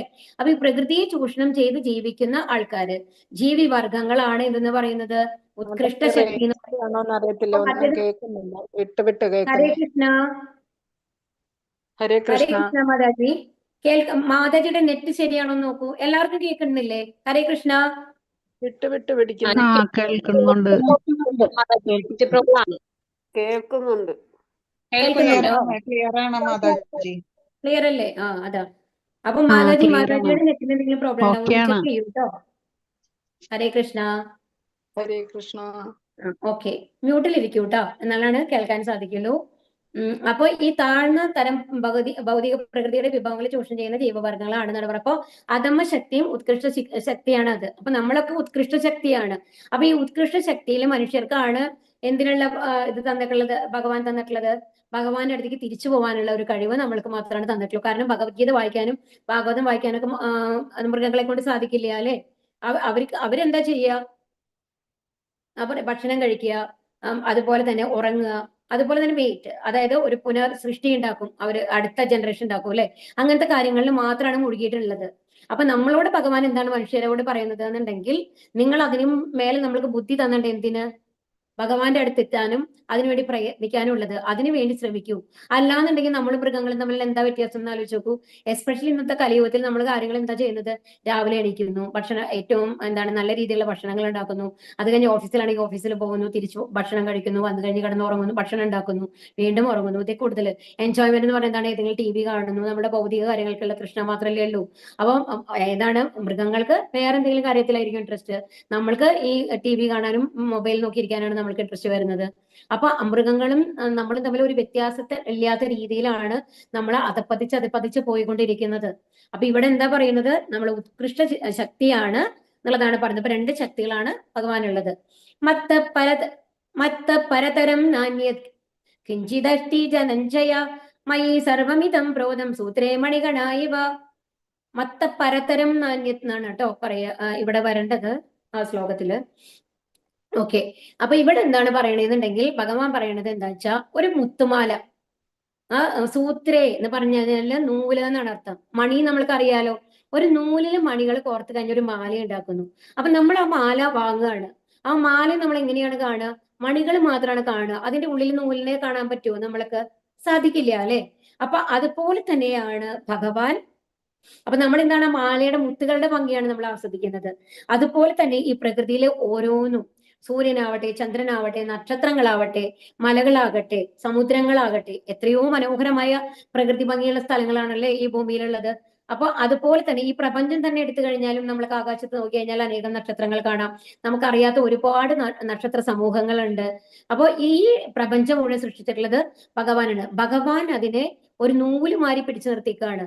ആ ഭഗവാനെ നമ്മൾക്ക് അറിയുന്നില്ല അല്ലെ. എല്ലാത്തിലും ഭഗവാനുണ്ട്. ഭഗവാൻ ഇല്ലാണ്ട് ഇപ്പൊ നമ്മൾക്കേ അറിയാം, ഭഗവാൻ നമ്മുടെ ശരീരത്തിൽ നിന്ന് പോയി കഴിഞ്ഞാൽ നമ്മൾ ജഡവസ്തുവാണ്, അത് നമ്മൾ മരിച്ചു എന്നാണ് നമ്മൾ അപ്പൊ പറയാന്നുള്ളത്. അപ്പൊ ഭഗവാൻ എല്ലായിടത്തോളം കാലമാണ് നമ്മൾ ആക്റ്റീവായിട്ട് ഇരിക്കുന്നത് അല്ലെ, ഓരോ ജീവവസ്തുക്കളും. അപ്പൊ ഭഗവാൻ ഓരോരുത്തരെയും പിടിച്ചു നിർത്തിക്കാണ്. പക്ഷെ അത് ഭഗവാനെ നമ്മൾക്ക് അറിയാനാണ് സാധിക്കുള്ളൂ, ഫീൽ ചെയ്യാനാണ് സാധിക്കുള്ളൂ. ഭഗവാനെ നമുക്ക് കാണാൻ സാധിക്കുന്നുണ്ടോ? നമ്മുടെ ഇന്ദ്രിയങ്ങൾ കൊണ്ട് കാണാൻ സാധിക്കില്ല. നമ്മളിപ്പോ പറഞ്ഞു അല്ലെ, ഈ പ്രകൃതിയുടെ നമ്മൾ ഉപ്പുവെള്ളത്തിന്റെ കാര്യം പറഞ്ഞു അല്ലെ. അപ്പൊ നമ്മുടെ മുമ്പിലിരിക്കുന്ന സാധനങ്ങളെ നമ്മൾക്ക് തിരിച്ചറിയാൻ സാധിക്കുന്നില്ല. അപ്പൊ അതിന്റെ ഉള്ളിൽ പ്രവർത്തിക്കുന്ന ആ ഭഗവാനെ നമ്മൾക്ക് എങ്ങനെ മനസ്സിലാക്കാനാണ്? അതീന്ദ്രിയനായിട്ടുള്ള ആ ഭഗവാനെ. അപ്പൊ അതാണ് ഇവിടെ പറയുന്നത്. അപ്പൊ ഭഗവാനാണ് എല്ലാം പിടിച്ചു നിർത്തിയിട്ടുള്ളത്. ഇപ്പൊ ഒന്ന് ആലോചിച്ച് നോക്കൂ. ഇപ്പൊ നമ്മളുടെ എത്രയോ ഗ്രഹസമൂഹങ്ങളുണ്ട്. അപ്പോ സൂര്യൻ എന്ന് പറയുന്നത് കൃത്യസമയത്ത് രാവിലെ ഉദിക്കുന്നു, വൈകുന്നേരം അസ്തമിക്കുന്നു. അതുപോലെ ഭൂമിയുടെ ഒരു ഓർബിറ്റ് എന്ന് പറയുന്നു. പക്ഷെ എപ്പോഴും നമ്മൾ സയൻസിൽ പറയും ഈ ഓർബിറ്റ് എന്നൊക്കെ പറയുന്നത് ഇമാജിനറി ആണ്. അതുപോലെ ഭൂമിക്ക് ഒരു ഇമാജിനറി ആയിട്ടുള്ള ഒരു ആക്സിസ് ഉണ്ട്, അച്ചുതണ്ട് ഉണ്ട്. ഇതൊക്കെ നമ്മൾ പഠിക്കാറുള്ളതാണ് അല്ലെ സോഷ്യൽ സ്റ്റഡീസിൽ. എല്ലാം ഇമാജിനറി ആണ്. അപ്പൊ ആരാണ് അതിനെ പിടിച്ചു നിർത്തുന്നതെന്ന് ആലോചിച്ച് നോക്കൂ. അത് ഒന്നുമില്ല, വാക്വം അല്ല, സംതിങ് ഈസ് ദർ. പക്ഷെ നമ്മൾക്ക് അത് ഐഡന്റിഫൈ ചെയ്യാൻ പറ്റില്ല. എന്തോ ഒന്നാണ് പിടിച്ചു നിർത്തുന്നത്. അതിനൊക്കെ നമ്മൾ എന്തായിട്ടാ പറയുന്നത്? ഇമാജിനറി ആണെന്ന് പറഞ്ഞാണ് നമ്മൾ പഠിക്കുന്നത് അല്ലെ സയൻസിൽ. അപ്പൊ ഭഗവാനാണ് ഇതിനെല്ലാം പിടിച്ചു നിർത്തുന്നത്. അപ്പൊ അതാണ് നമ്മൾ മനസ്സിലാക്കേണ്ടത്. അതും ഇനി അടുത്ത ഇതിൽ വരും. ഭഗവാൻ എന്ത് പറയുന്നുണ്ട്? ഇതെല്ലാം എന്റെ ഒരു ചെറുവിരലിന്റെ കളിയാണ് എന്ന് പറയും ഭഗവാൻ ഒരു ശ്ലോകത്തില്. എന്താണെന്നുണ്ടെങ്കിൽ ഇതെല്ലാം നിങ്ങൾ ഈ കാണുന്ന പ്രപഞ്ചങ്ങളും എല്ലാം നിങ്ങൾ ഓഹോ എന്ന് പറഞ്ഞ് അന്തം വിട്ടിരിക്കുന്ന ഈ കാര്യങ്ങളൊക്കെ ഉണ്ടല്ലോ, ഇതൊക്കെ എന്ന് പറയുന്നത് ഞാൻ ബുദ്ധിമുട്ടി ഇങ്ങനെ കഷ്ടപ്പെട്ട് പിടിച്ചേക്കണമെന്നല്ല. ഗോവർദ്ധന പർവ്വതത്തിന് എങ്ങനെയാണ് ഭഗവാൻ പിടിച്ചത്? ചെറുവിരലിലാണ് അല്ലേ? അപ്പൊ അതുപോലെ തന്നെ അത്രയും നിസ്സാരമാണ് എനിക്ക് ഈ കാര്യങ്ങളൊക്കെ, ഇതൊക്കെ എന്ന് പറയുമ്പോൾ. അല്ലെങ്കിൽ നമ്മൾ എന്താ മനസ്സിലാക്കേണ്ടതെന്നുണ്ടെങ്കിൽ ഈ ആത്മീയ ആകാശത്തിന്റെ കാൽഭാഗം മാത്രമാണ് ഈ ഭൗതിക ലോകം. നമ്മുടെ ഈ ഗാലക്സി എല്ലാം അടങ്ങിയിട്ടുള്ള ഈ ഭൗതിക ലോകം എന്ന് പറയുന്നത് കാൽഭാഗം മാത്രമാണ്. അപ്പൊ ആ മൊത്തം ആത്മീയ ശരീരത്തെ താങ്ങി നിൽക്കുന്ന ഭഗവാന് ഈ ഭൗതിക ലോകം എന്ന് പറയുന്നത് എന്താ ഉള്ളത് അല്ലെ? അപ്പൊ ആ ഒരു മണി മാത്രമാണ്. അപ്പൊ ഇവിടെ അതാണ് പറയുന്നത്. അപ്പൊ ഇൻവിസിബിൾ ആണ് ഭഗവാൻ, പക്ഷെ ഭഗവാനിന്റെ ഉണ്ട് ആ പ്രസൻസ് നമ്മൾ മനസ്സിലാക്കണം. ഭഗവാന്റെ ശക്തി നമ്മൾ മനസ്സിലാക്കണം. ഹേ ധനഞ്ജയ, എന്നേക്കാൾ ശ്രേഷ്ഠമായ ഒരു സത്യമില്ല. മുത്തുകൾ നൂലിന്മേൽ നിന്ന പോലെ സർവവും എന്നിൽ ഇണക്കി കോർക്കപ്പെട്ടിരിക്കുന്നു. അപ്പൊ അതാണ് പറയുന്നത്. അപ്പൊ എല്ലാം അതതിന്റെ പൊസിഷനിൽ ഇരിക്കുന്നുണ്ടല്ലേ. ഒരു ദിവസം ഭൂമി പറയാണ്, സൂര്യൻ പറയണെന്ന് ഞാൻ ഉദിക്കുന്നില്ല, അങ്ങനെ പറയുന്നുണ്ടോ? ഇല്ല. ഭഗവാന്റെ കൺട്രോളിലാണ് എല്ലാം. ഒരാൾക്കും ഒന്നും അനുസരിക്കാണ്ടിരിക്കാൻ പറ്റില്ല. ഒന്ന് ആലോചിച്ച് നോക്കൂ, ഒരു സ്കൂളില് ബെല്ലടിക്കുമ്പോൾ കുട്ടികളൊക്കെ പുറത്ത് കളിക്കുന്ന കുട്ടികളൊക്കെ വന്നു കഴിഞ്ഞാൽ ക്ലാസ്സിന്റെ ഉള്ളിലായിരിക്കും. ടീച്ചർ പറഞ്ഞവരെ എങ്ങനെ ഉണ്ടാവുക ക്ലാസ്? എല്ലാവരും അങ്ങോട്ട് ഇവിടെ തല്ലുകൂടി ഉണ്ടാവും, എന്തെങ്കിലും പറയുണ്ടാവും അല്ലെ? പക്ഷെ ആ ടീച്ചർ ഉള്ളിൽ കടന്നു കഴിഞ്ഞാൽ എങ്ങനെയാ ഉണ്ടാവുക? എല്ലാവരും ഡിസിപ്ലിനാണ്, എല്ലാവരും അതതിന്റെ പൊസിഷനിലിരിക്കും. പുസ്തകം എടുക്കാൻ പറഞ്ഞാൽ പുസ്തകം എടുക്കും, എഴുതാൻ പറഞ്ഞാൽ എഴുതും. കറക്റ്റ് അല്ലേ? അതുപോലെ ഭഗവാന്റെ നിയന്ത്രണത്തിലാണ് ഓരോന്നും പ്രവർത്തിക്കുന്നത്. അതത് പൊസിഷനിൽ, അതത് സമയത്ത് ഒരു മാറ്റങ്ങളും വരുന്നില്ല അല്ലെ? അപ്പൊ ആ ഭഗവാന്റെ നിയന്ത്രണം എന്ന് പറയുന്നത് ഒന്ന് ആലോചിച്ച് നോക്കൂ. നമ്മളുടെ ടീച്ചർ വന്നു കഴിഞ്ഞാൽ ഒരു വടി എടുത്താലാണ് എന്താണ് കുറുമ്പ് കാണിക്കുന്ന കൂടി അടങ്ങിയിരിക്കുക. പക്ഷെ ഭഗവാൻ ഒന്നും ചെയ്യുന്നില്ല. നമ്മൾ കാണുന്നുണ്ടോ ഭഗവാൻ നിയന്ത്രിക്കുന്നത്? നമ്മൾ അറിയുന്നില്ല. നമ്മൾ പോട്ടെ, നമ്മുടെ ശരീരത്തിന്റെ ഉള്ളിൽ നമ്മൾക്ക് ഡൈജഷൻ നടക്കുന്നത്, നമ്മൾ ഭക്ഷണം കഴിക്കുന്നുണ്ട്, ഓക്കെ. പക്ഷെ ഈ ഭക്ഷണം കഴിച്ചു കഴിഞ്ഞിട്ട് അത് എന്തൊക്കെ പ്രോസസ്സാണ് നമ്മുടെ ഉള്ളിൽ നടക്കണമെന്ന് നമ്മൾക്ക് വലുതും അറിയുന്നുണ്ടോ? അത് ഡൈജഷൻ കഴിഞ്ഞ് കഴിഞ്ഞാൽ വിസർജ്യ വസ്തുക്കൾ പുറത്തു പോകും, നമ്മൾക്ക് എനർജി കിട്ടും. ഇതൊക്കെ നമ്മൾക്ക് അറിയുന്നുണ്ട്. ഈ പ്രോസസ്സിൽ ഏതെങ്കിലും നമ്മൾ പർപ്പസ് ആയിട്ട് നമ്മളെ കൊണ്ട് ചെയ്യിപ്പിക്കുന്നുണ്ടോ ഭഗവാൻ? ഇല്ലല്ലോ. എല്ലാം നമ്മൾ അറിയാതെ തന്നെയാണ് ഈ ഓരോ പ്രോസസ്സും നമ്മുടെ ഉള്ളിൽ ഘടിപ്പിച്ചിട്ടുള്ളത് അല്ലെ? അപ്പൊ അങ്ങനെ ആലോചിച്ചു കഴിഞ്ഞാൽ എത്ര വലിയ ഒരു മഹാനാണ് ഭഗവാൻ എന്നുള്ളത് നമ്മൾ മനസ്സിലാക്കണം. നമ്മളൊന്നും അറിയില്ല. ഇപ്പൊ സത്യത്തിൽ അപ്പൊ നമ്മൾ എന്താ ചെയ്യുന്നത്? ജസ്റ്റ് വായിൽ ഭക്ഷണം ഇടുക എന്നുള്ളത് മാത്രമേ നമ്മൾ ചെയ്യുന്നുള്ളൂ. ബാക്കിയെല്ലാം ഭഗവാന്റെ കാരുണ്യം കൊണ്ട് നടന്നു പോകുന്നതാണ്. ആ ദഹനാഗ്നി എങ്ങനെ വന്നിട്ടുള്ളതാണ്? ഭഗവാൻ തന്നിട്ടുള്ളതാണ് അല്ലേ? ഓരോന്നും ആവശ്യത്തിന് നമ്മുടെ ദേഹത്തിൽ വലിച്ചെടുത്ത് നമ്മുടെ ദേഹത്തിന് ആവശ്യമില്ലാത്തതൊക്കെ പുറത്ത് കളയുന്നത് എല്ലാം എന്താണ് ചെയ്യുന്നത്? നമ്മളുടെ ഉള്ളിലുള്ള മെഷീനുകളാണ് ചെയ്യുന്നത്. പക്ഷെ അത് ഏതെങ്കിലും നമ്മൾ സ്ഥാപിച്ചതാണോ? അല്ല. എല്ലാം ഭഗവാന്റെ സൃഷ്ടികളല്ലേ? അങ്ങനെ ആലോചിക്കുക. അപ്പോഴാണ് ഭഗവാന്റെ ആ ഒരു മഹിമ നമ്മൾക്ക് മനസ്സിലാവുക. രസോഹം അപ്സുഖൗന്ദേയ പ്രഭാസ്മി ശശി സൂരയോഹോ പ്രണവ സർവവേദേഷു ശബ്ദകേ പൗരുഷം ഋഷു. ഇവിടെ എന്താ പറയുന്നത്? ഇനി ഭഗവാൻ നമ്മളോട് പറയാണ് നിങ്ങൾക്ക് എങ്ങനെ മനസ്സിലാക്കാം. അപ്പൊ നമ്മൾക്ക് എന്ന് പറഞ്ഞു കഴിഞ്ഞാൽ ഈ ഭൗതിക ലോകത്തിന് പുറത്തു പോയിട്ടുള്ള കാര്യങ്ങൾ നമ്മൾക്ക് അറിയില്ല അല്ലെ? അതുപോലെ തന്നെ ഭഗവാനെ നമ്മൾക്ക് കാണാനും സാധിക്കില്ല. അപ്പൊ എങ്ങനെ ഭഗവാനെ അറിയണം എന്നുള്ളതാണ് പറയുന്നത്. രസോഹം അപ്സുഖൗന്ദേയ, എന്താ പറയുന്നത്? ഹേ കുന്തിപുത്ര, ജലത്തിലെ രസവും, അതായത് നല്ല ദാഹിച്ചു വരുമ്പോൾ വെള്ളം എടുത്ത് കുടിക്കുമ്പോൾ നമ്മൾക്ക് ആ ഒരു രസം തോന്നും, നല്ല സ്വാദ് തോന്നും അല്ലെ വെള്ളത്തിന്. ഇപ്പൊ നല്ല ദാഹിച്ചു വരുന്ന സമയത്ത് വേറെ ഒന്നിനോട് നമുക്ക് ഇഷ്ടം ഉണ്ടാവില്ല അല്ലെ? ഇപ്പൊ നമ്മൾക്ക് നോക്കാം, നമ്മൾ ശ്രേഷ്ഠമായിട്ടുള്ളത് ഏതാണെന്ന് ചോദിച്ചു കഴിഞ്ഞാൽ പാലാണോ വെള്ളമാണോ നമുക്ക് ചോദിച്ചു കഴിഞ്ഞാൽ നമ്മൾ വേഗം തന്നെ പറയുക പാലാണ് കുറച്ചും കൂടി ശ്രേഷ്ഠമായിട്ടുള്ളതെന്ന്. പക്ഷെ ഒന്ന് ആലോചിച്ച് നോക്കൂ, ഒരു ദാഹിച്ചു കഴിഞ്ഞാൽ നമുക്ക് ദാഹം മാറണമെന്നുണ്ടെങ്കിൽ എല്ലാ ദിവസവും നമുക്ക് പാല് മാത്രം മതി, നമ്മുടെ വീട്ടിൽ വെള്ളം വേണ്ടാന്ന് വെച്ചാൽ സാധിക്കുമോ? വെള്ളം ഇല്ലാണ്ട് സാധിക്കില്ല അല്ലെ? അപ്പൊ അതുപോലെ തന്നെയാണ്. അപ്പൊ ജലത്തിന്റെ രസം എന്ന് പറയുന്നത് ദാഹിക്കുമ്പോഴത്തെ ആ ജലത്തിന്റെ രുചി. അതുപോലെ സൂര്യചന്ദ്രന്മാരിലെ പ്രകാശം. ഇപ്പൊ സൂര്യചന്ദ്രന്മാരിലെ പ്രകാശിച്ചില്ലെങ്കിൽ, സൂര്യന്റെ പ്രകാശിച്ചില്ലെങ്കിൽ നമ്മളുടെ അവസ്ഥ എന്താണെന്ന് ആലോചിച്ച് നോക്കൂ. ഒരു തേങ്ങയുടെ ഉള്ളില് ആ ഒരു കോക്കനട്ട്, അതായത് നമ്മുടെ നാളികേരം ഉണ്ടല്ലോ, തേങ്ങ ഉണ്ടല്ലോ, അതിന്റെ ഉള്ളിൽ ആ വൈറ്റ് പോർഷന്റെ ഉള്ളിൽ എങ്ങനെയാണ് ഉണ്ടാവുക? ശരിക്കും ഇരുട്ടായിരിക്കും അല്ലെ? ആ ഇരുട്ടിന്റെ ഉള്ളിൽ നമ്മൾ കിടക്കണമെന്ന് ആലോചിച്ച് നോക്കൂ. അതുപോലെയാണ് ഈ സൂര്യനും ചന്ദ്രന്റെയും പ്രകാശം ഇല്ലെങ്കിൽ നമ്മുടെ ഭൗതിക ലോകം ഉണ്ടാവുക. അപ്പൊ എന്തായിരിക്കും അവസ്ഥ ആലോചിച്ച് നോക്കൂ. അപ്പൊ വേദമന്ത്രങ്ങളിലെ പ്രണവവും, അപ്പൊ വേദമന്ത്രത്തിലെ ഓം എന്ന് പറയുന്ന മന്ത്രം ഞാനാണ്. ആകാശത്തിലെ ശബ്ദമാണ് നമ്മളെ ഏറ്റവും ആദ്യം നമ്മളുടെ ഉള്ളിലേക്ക് വരുന്നതും ഏറ്റവും അവസാനം മരിക്കുന്ന സമയത്ത് നമ്മൾ ഏറ്റവും അവസാനം നമ്മൾ വിട്ടുപോകുന്നത് ശബ്ദമാണ് എന്നാണ് പറയുന്നത്. അപ്പൊ ആ ശബ്ദം, അതുപോലെ പുരുഷന്റെ പൗരുഷം, ഇതെല്ലാം ഞാനാണ്. അപ്പൊ നമ്മൾ എന്താണ് പറയുന്നത്? ജലത്തിൽ ദാഹിച്ച് വെള്ളം കുടിക്കുമ്പോൾ നമ്മൾക്ക് എന്ത് തോന്നണം? ഭഗവാൻ എത്ര കാരുണ്യവാനാണ് അല്ലെ? എത്ര രുചിയോടുകൂടിയാണ് നമ്മൾക്ക് വെള്ളം തന്നിട്ടുള്ളത്. സൂര്യചന്ദ്രന്മാരുടെ പ്രകാശം കാണുമ്പോൾ നമ്മൾ എന്ത് വിചാരിക്കും? സൂര്യൻ ഉദിക്കുമ്പോൾ നമ്മൾ എന്താണ് വിചാരിക്കേണ്ടത്? ഈ സൂര്യപ്രകാശം ഇല്ലെങ്കിൽ നമ്മുടെ അവസ്ഥ എന്തായിരുന്നു ഈ ഭൗതിക ലോകത്തില്? ഭഗവാൻ എത്ര കാരുണ്യവാനാണ്. വേദമന്ത്രങ്ങളിലെ പ്രണവം, ഓരോ ശബ്ദത്തിലെ ഓം എന്ന് ഉച്ചരിച്ചു കഴിഞ്ഞാൽ നമ്മളുടെ പാപം പോകുമെന്നാണ് പറയുന്നത്. അപ്പൊ അങ്ങനെ ഓരോ കാര്യങ്ങളിലും ഈ പ്രപഞ്ചത്തിലെ ഓരോ സൃഷ്ടികളിലും നമ്മൾക്ക് ഭഗവാനെ കാണാം. ബീജം മാം സർവഭൂതാനാം വിദ്ധി പാർത്ഥ സനാതനം ബുദ്ധിർ ബുദ്ധിമതാസ്മി തേജസ്വിനാമകം. ഹേ കുന്തിപുത്ര, സർവ്വ ജീവജാലങ്ങളുടെയും ആദി ബീജം ഞാനാണെന്ന് നീ അറിയണം. ബുദ്ധിമാന്മാരുടെ ബുദ്ധിയും ശക്തിയും തേജസ്വികളുടെ തേജസ്സും ഞാൻ തന്നെ. അപ്പൊ ഇവിടെ എന്താ പറയുന്നത്? എല്ലാ ജീവജാലങ്ങളും എന്നിൽ നിന്നാണ് വന്നിട്ടുള്ളത് എന്നാണ് ഭഗവാൻ പറയുന്നത്. അപ്പൊ കാരണം ഭഗവാനിൽ നിന്നാണ് ആദ്യം വിഷ്ണുവിൽ നിന്നാണ് ബ്രഹ്മാവ് വന്നിട്ടുള്ളത്, ബ്രഹ്മാവിൽ നിന്നാണ് സൃഷ്ടി നടന്നിട്ടുള്ളത് അല്ലെ. അപ്പൊ തുടക്കത്തിൽ ബ്രഹ്മാവ് വന്നിട്ടുള്ള പിന്നെ അടുത്ത സൃഷ്ടി ഉണ്ടായിട്ടുണ്ടാവുമോ? ഇല്ല. അപ്പൊ എന്താണ്? എല്ലാം ഭഗവാനിൽ നിന്നാണ് വന്നിട്ടുള്ളത്. എല്ലാ ജീവജാലങ്ങളുടെയും ഉറവിടം എന്ന് പറയുന്നത് ഭഗവാനാണ്. ബുദ്ധിമാന്മാരുടെ ബുദ്ധി, അതുപോലെ തന്നെ ഒരു ബുദ്ധി നമ്മൾക്ക് വരുന്നത്, അതാണ് ഞാൻ പറഞ്ഞത്, ഭഗവാനാണ് നമ്മൾക്ക് ബുദ്ധി തന്നിട്ടുള്ളത്. അത് ഉപയോഗിക്കേണ്ടത് എങ്ങനെ? ഒരു സ്ഥലത്ത് നമുക്ക് ഉപയോഗിക്കാൻ സാധിക്കുന്നില്ല എന്നുണ്ടെങ്കിൽ നമുക്ക് എന്ത് മനസ്സിലാക്കണം? ഭഗവാന്റെ കാരുണ്യം എന്ന് മനസ്സിലാക്കണം. അതുകൊണ്ട് ഇപ്പോ അല്ലാന്നുണ്ടെങ്കിൽ ഇപ്പോ നമ്മളെ എല്ലാവരും നമ്മളുടെ ഇഷ്ടത്തിനാണ് ബുദ്ധി ഉപയോഗിക്കണമെന്നുണ്ടെങ്കിൽ, നമ്മളുടെ കൺട്രോളിലാണ് ഉള്ളതെന്നുണ്ടെങ്കിൽ ഇവിടെ എല്ലാവരും ഭഗവത്ഗീത ഒരു തവണ വായിച്ച് തന്നെ മനസ്സിലാക്കുന്ന ആൾക്കാരായിരിക്കും. അതുപോലെ തന്നെ സ്കൂളുകളിൽ എല്ലാവർക്കും 100-ൽ 100 മാർക്ക് പരീക്ഷ എടുക്കുമ്പോൾ.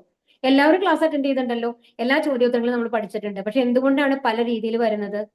അവിടെ ആ ഒരു ഭഗവാന്റെ ഒരു അനുഗ്രഹം വേണം അത് തിരിച്ച് അവിടെ എത്തിക്കാനുള്ളത്, റീപ്രൊഡ്യൂസ് ചെയ്യാനുള്ളത്. അപ്പൊ അത് നമ്മൾക്ക് എത്ര യോഗ്യതയുണ്ടോ അതിനനുസരിച്ചാണ് ഭഗവാൻ അത് തരിക. എത്രത്തോളം എഫേർട്ട് നമ്മൾ ഇട്ടിട്ടുണ്ടെന്ന് ഭഗവാൻ നോക്കും. അതിനനുസരിച്ചാണ് നമുക്ക് റിസൾട്ട് കിട്ടുന്നത് അല്ലെ. അപ്പൊ അതുപോലെ തന്നെ തേജസ്വികളുടെ തേജസ്, ഇതെല്ലാം ഞാൻ തന്നെയാണ്. ഇവിടെ അബ്ദുൽ കലാമിനെയാണ് കാണിച്ചിട്ടുള്ളത് അല്ലെ. ഒരുപാട് ബുദ്ധിമാനായിട്ടുള്ള ആളായിരുന്നു. അപ്പൊ അവർക്കൊക്കെ എങ്ങനെയാണ് ഇത്രയും ബുദ്ധി കിട്ടിയത്? അതും ഭഗവാന്റെ അനുഗ്രഹമാണ്. ഒരാൾക്ക് ബുദ്ധി കൂടുതൽ വരുന്നുണ്ടെങ്കിൽ അതിന് തക്കതായിട്ടുള്ള പുണ്യഫലങ്ങൾ അവർ കഴിഞ്ഞ ജന്മത്തിൽ ചെയ്തിട്ടുണ്ട് എന്നാണ് അർത്ഥം. അപ്പൊ ചിലവരെയൊക്കെ നമ്മൾക്ക് കാണാം പ്രോഡിജി എന്ന് പറഞ്ഞിട്ട്, ചെറുപ്പത്തിലെ തന്നെ വളരെ ചെറിയ കുട്ടികൾ നമ്മൾ ഭഗവത്ഗീതയൊക്കെ വായിക്കണേ കേൾക്കാം. ഈ ഇസ്കോൺ ക്ലാസ്സുകൾ പ്രത്യേകിച്ച് കാണാൻ പറ്റും. എത്രയോ 5-ലോ 6-ലോ പഠിക്കുന്ന കുട്ടികൾ, അത്രയും ഇംഗ്ലീഷ് റെസിറ്റേഷൻ ക്ലാസ് എടുക്കുന്ന കുട്ടികളുണ്ട് ഇസ്കോണില്. നമ്മൾക്ക് അത്ഭുതം തോന്നും, എങ്ങനെയാണ് ഇവരെ കൊണ്ട് സാധിക്കുന്നത്? അത് എന്താ കാരണം എന്നുണ്ടെങ്കിൽ കഴിഞ്ഞ ജന്മത്തിൽ അവർ ആ ലെവലിൽ ഇരുന്ന് കഴിഞ്ഞിട്ട് ഏതോ കാരണം കൊണ്ട് ഭഗവത്ധാമത്തിൽ പോകാൻ സാധിക്കാണ്ട് ഈ ലോകത്തെത്തിയ ആൾക്കാരായിരിക്കും അവരൊക്കെ. അപ്പൊ എല്ലാം ഭഗവാന്റെ അനുഗ്രഹം കൊണ്ടാണ് അത് സാധിക്കുന്നത്. നമ്മൾക്ക് ബുദ്ധിയാണെങ്കിലും ഭഗവാൻ തന്നെയാണ്. ഭാവ രാജസ്താമസാശ്ചയേ മത്ത ഏവേദി താൻ വിദ്ധി നത്വഹം തേഷു തേമയി. സാത്വികങ്ങളും രാജസങ്ങളും താമസങ്ങളുമായ എല്ലാ അവസ്ഥകളും എന്റെ ശക്തിയുടെ ബഹിർസ്ഫുരണങ്ങളാണ്. ഒരർത്ഥത്തിൽ അവയെല്ലാം ഞാൻ തന്നെ, എങ്കിലും ഞാൻ അവയ്ക്ക് അധീനനല്ല. ഞാൻ ഭൗതിക ഗുണങ്ങൾക്ക് അധീനനല്ല, മറിച്ച് അവയെല്ലാം എന്നിൽ നിലകൊള്ളുന്നു. ഇപ്പൊ നമ്മൾ പറഞ്ഞൂലെ, ഭഗവാന്റെ ശക്തികളാണ് എല്ലാം. അധമശക്തി ആയിക്കോട്ടെ, ഉത്കൃഷ്ട ശക്തി ആയിക്കോട്ടെ, എല്ലാം ഭഗവാന്റെ ശക്തിയാണ്. അപ്പൊ അതുപോലെ മായ എന്ന് പറയുന്നതും ഭഗവാന്റെ ബഹിരംഗ ശക്തിയാണ്. അപ്പോ ആ മായ എന്ന് പറയുന്നത് ഭഗവാന്റെ ശക്തി ആയതുകൊണ്ട് എന്താണ്, നമ്മൾക്ക് അതിനെ തോൽപ്പിക്കാനായിട്ട് ഭയങ്കര ബുദ്ധിമുട്ടായിരിക്കും. അപ്പൊ അത് ഈ മായ എന്ന് പറയുന്നതിലാണ് പ്രകൃതി ഗുണങ്ങൾ എന്ന് പറയുന്നത് 3. അതാണ് സത്ത് രജസ് താമസം എന്ന് പറയുന്നത്. അപ്പൊ എല്ലാം എന്താണ്? ഭഗവാന്റെ ശക്തിയാണ്. അപ്പൊ ഞാൻ ഉണ്ടാക്കിയ ഒരു സാധനത്തിന്റെ മേലെ എനിക്ക് കൺട്രോൾ ഉണ്ടാവും അല്ലെ. അപ്പൊ അതുപോലെ ഭഗവാന് അതിന്റെ മേലെ കൺട്രോൾ ഉണ്ട്, ഭഗവാൻ അതിന് താഴെയല്ല. അപ്പൊ ഈ മായയും ഒക്കെ വന്നു കഴിഞ്ഞാൽ ഭഗവാൻ, ഒരു ശുദ്ധ ഭക്തന്റെ അടുത്തേക്ക് മായ വരില്ല. കാരണം എന്താണ്? പേടിയാണ്. കാരണം ഭഗവാന്റെ ശക്തി ആയതുകൊണ്ട് ഭഗവാന്റെ കീഴിലാണ് അതുള്ളത്. ഇപ്പൊ നമ്മൾ ഒരു ഓഫീസിൽ ഏറ്റവും ഉയർന്ന ഉദ്യോഗസ്ഥനാണെന്ന് വിചാരിക്കൂ. അത് കഴിഞ്ഞിട്ട് അവർ താഴെ ജോലി ചെയ്യുന്ന ഒരാളാണെന്നുണ്ടെങ്കിൽ അയാൾക്ക് മേലെ പോയിട്ട് എന്തെങ്കിലും പറയാനായിട്ട് സാധിക്കൂ? ഇല്ല അല്ലെ. അവർ പറയുന്നത് അനുസരിക്കണം, അങ്ങനെയല്ലേ? അപ്പൊ അതുപോലെ തന്നെയാണ്. അപ്പൊ അവരെന്താണ് പറയുന്നത്? സോറി, ഇപ്പൊ ഒരു വീട്ടിൽ വന്നു കഴിഞ്ഞിട്ട് നമ്മൾ ജോലിക്ക് ഒരാളെ വെച്ച് കഴിഞ്ഞാൽ അവിടുത്തെ ഉടമസ്ഥൻ എന്താണ് പറയുന്നത് അതാണ് ആ ജോലിക്കാരൻ ചെയ്യേണ്ടത് അല്ലെ. ഉടമസ്ഥന് മേലെ പോയിട്ട് ആ ജോലിക്കാരൻ ചെയ്യാൻ പറ്റില്ലല്ലോ, ഇല്ല. അപ്പൊ ആ ജോലിക്കാരൻ എന്താ പറയാ? നീ അവിടെ പുറത്ത് നിന്നാൽ മതി എന്ന് പറഞ്ഞാൽ അയാൾ പുറത്ത് നിൽക്കും അല്ലെ. അപ്പൊ അതുപോലെ തന്നെയാണ് മായ ഭഗവാന്റെ കൺട്രോളിലാണ്. അപ്പൊ ഭഗവാൻ നമ്മളുടെ ഉള്ളിലുണ്ടെന്നുണ്ടെങ്കിൽ മായ ഒരിക്കലും നമ്മുടെ അടുത്തേക്ക് വരില്ല. നമ്മൾക്ക് ഭഗവാന്റെ ഭക്തനായിട്ട് നമ്മൾ ഇരുന്ന് കഴിഞ്ഞാൽ അതാണ് നമ്മൾ മനസ്സിലാക്കേണ്ടത്.